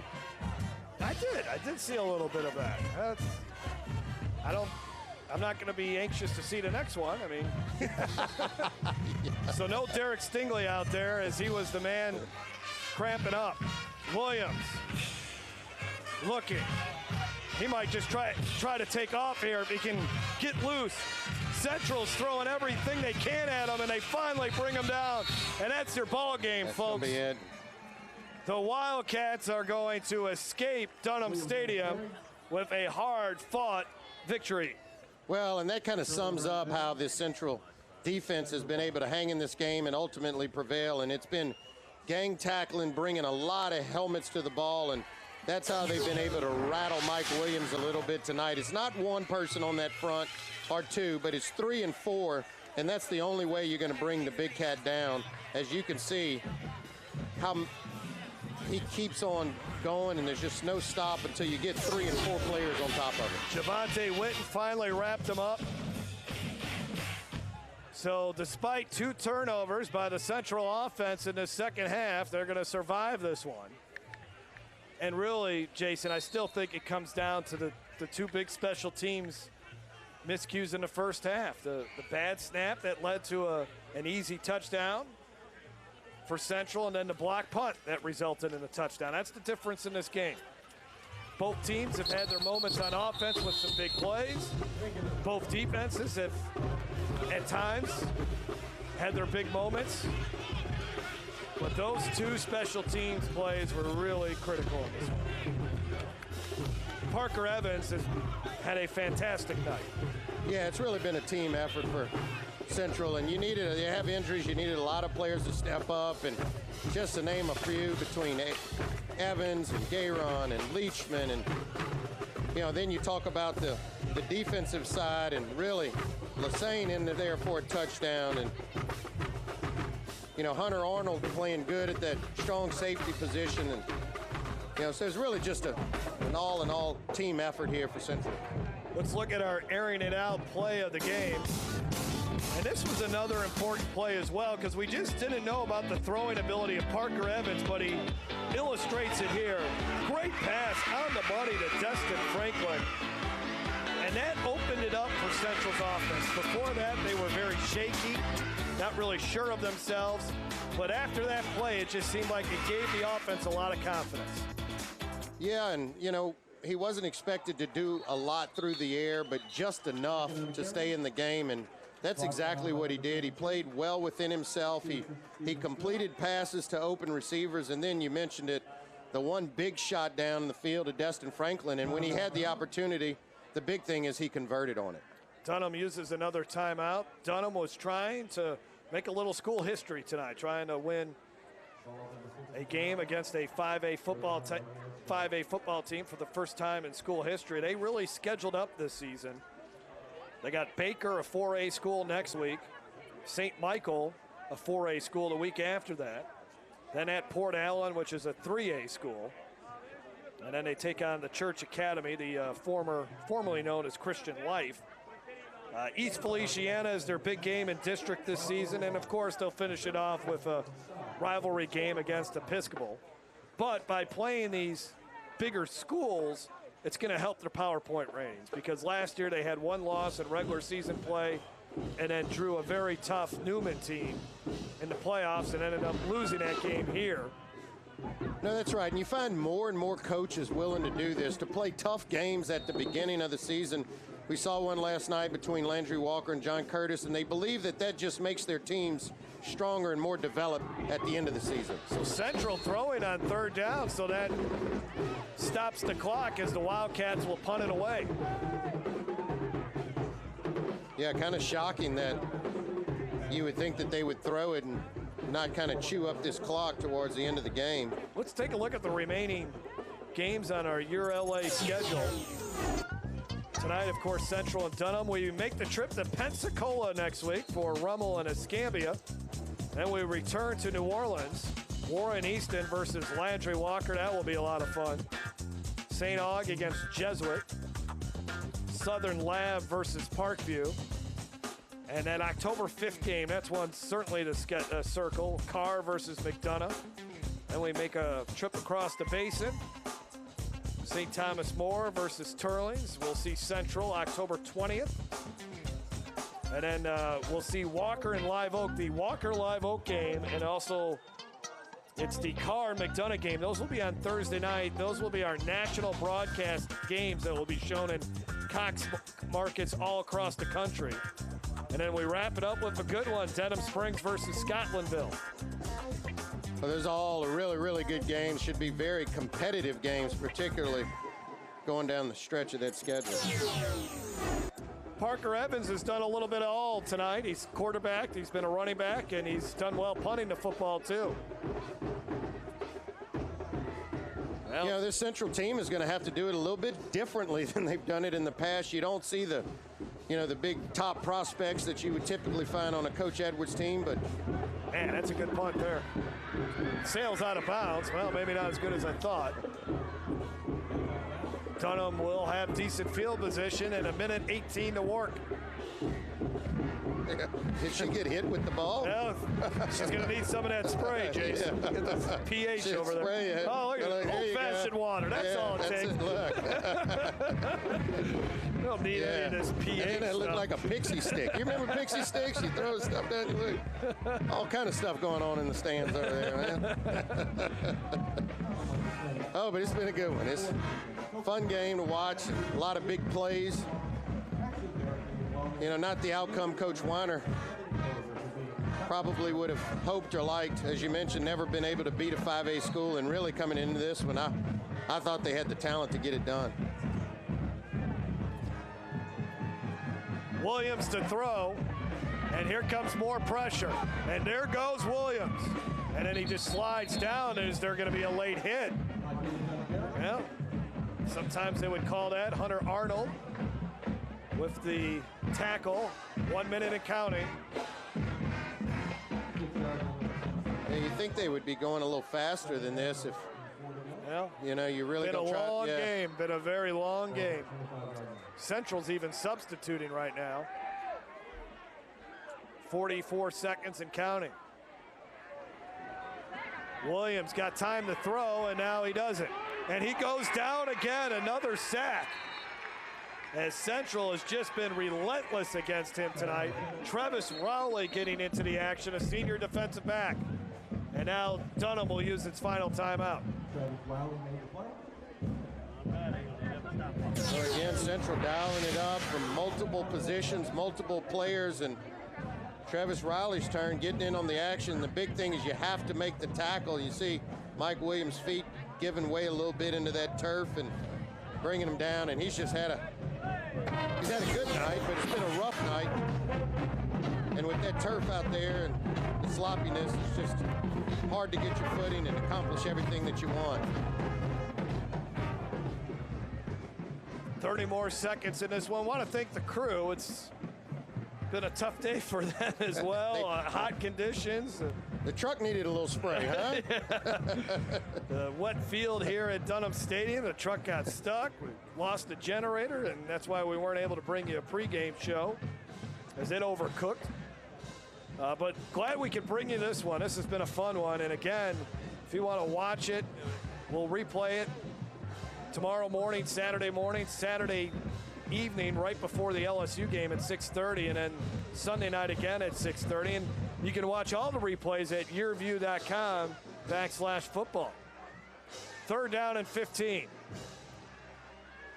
Williams, and that pass is going to be a little bit too short for Jordan Roberson.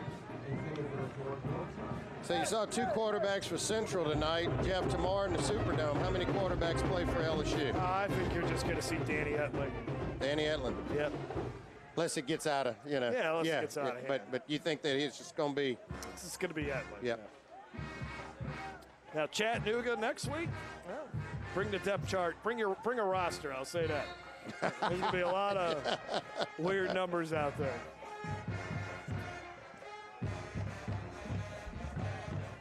One more shot here for Dunham on 4th down. They rush 4. Williams heaves, and no one really in the vicinity. And that will for sure do it with 17 seconds left. Central could take a knee, and this one comes to an end. Fun ball game, tough loss for Neil Weiner and company, but in a game like this, you learn a lot. This is why you play these. If you're a 2A school, you go up against a 5A school like Central. And Central was tested too by a really good 2A team. No, you're right. And look, they gave it everything they had. And you saw Coach Weiner going and tapping one of his players on the leg. And look, they gave it all up. And you know, anytime you're playing up that many divisions, you're going to be kind of outmanned a little bit. You don't have to. You know, Central doesn't have to play as many players both ways, but a very, very talented Dunham team. This team could go a long ways this year. Win number 153 for Sid Edwards. And that will do it. The Central Wildcats are 1-0 after a thrilling 42-28 victory over the Dunham Tigers. See Coach Edwards, the victor there tonight, and he's got to be happy. I mean, the way his defensive front, his offensive line, and filling in for Sam Kinnerson tonight, he's got to be a happy coach. Probably wishes they finished this one off a little bit better. They had a chance to really ice this game, but a fumble on the goal line set up the 98-yard touchdown run by Mike Williams, and two old friends meeting at midfield, and I'm sure both of them now wish the best out of each other at this moment. Absolutely. Absolutely. We'll have a chance to talk with Sid Edwards as Jessica has been able to locate him, and let's go down to the field. Jeff, thanks so much. Coach, we talked about adversity. We talked about players that are in, players that are out. We're finishing with a win. How good does this win feel coming off week one? You have no idea how good it feels after what we've been through and everything. I'm just so proud. I think the biggest attribute tonight is we play tough. I got some tough kids. If we're nothing else, we're that. So very proud of them. Evans and Leachman coming up big for you tonight. How impressed were you with their leadership? Very much so. One would cramp, so we put the other one in, and this one would cramp, so we put the other one in. And somehow we pieced it together. And, you know, one of our big things we've been telling the kids is that they need each other. And it never was more, more apparent than tonight. There were kids that weren't even, we didn't think remotely they'd play. And they played huge roles tonight and helped us gain the victory. You go back home next week with Dutchtown. Let's take away the cramps. What adjustments are you looking to make without the cramps? I think we got to play a little smarter football. We really did some dumb things and some ball security issues. I thought we could have put the game away a little earlier than we did. But just trying to improve, and as well as our passing game, with new quarterbacks. Coach, best of luck and congratulations. I want to say hello to my family, all watching in Baton Rouge. Y'all do a great job, Cox. Thank you. Thank you, Coach. Appreciate that. Hello, family. Jeff, up to you. All right, thanks a lot, Jessica. And want to thank Sid Edwards for all his help. We'll again see the Wildcats later on in this season when they take on a very good Zachary team. And Central will be interesting to see what they look like at that point of the season. I think that's week 7, I believe. Well, Kinnerson should be back by then.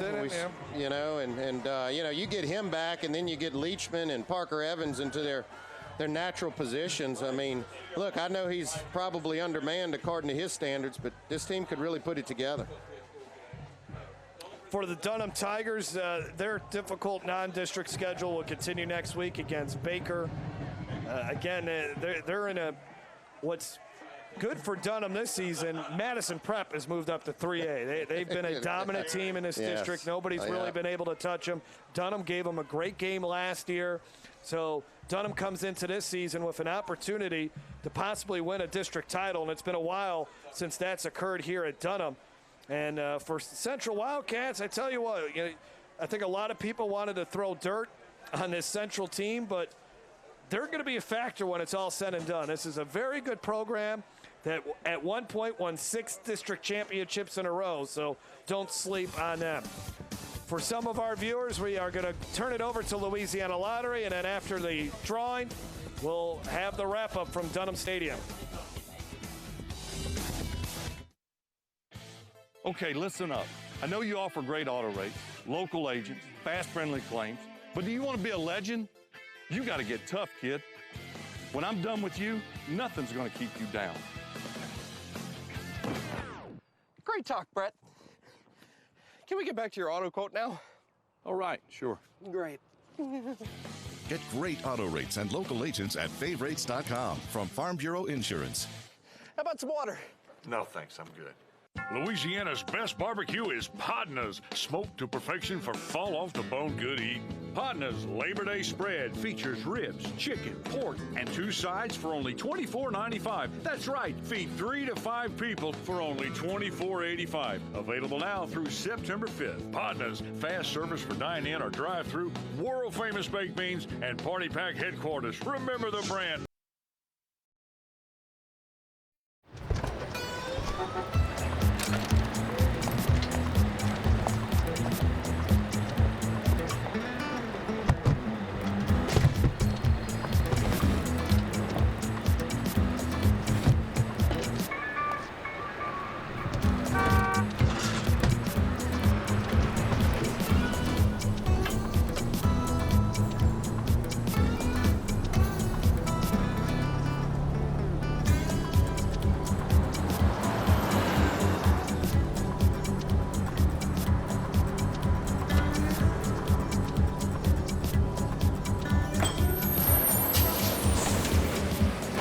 It's a short ride from your neighborhood to your naturehood.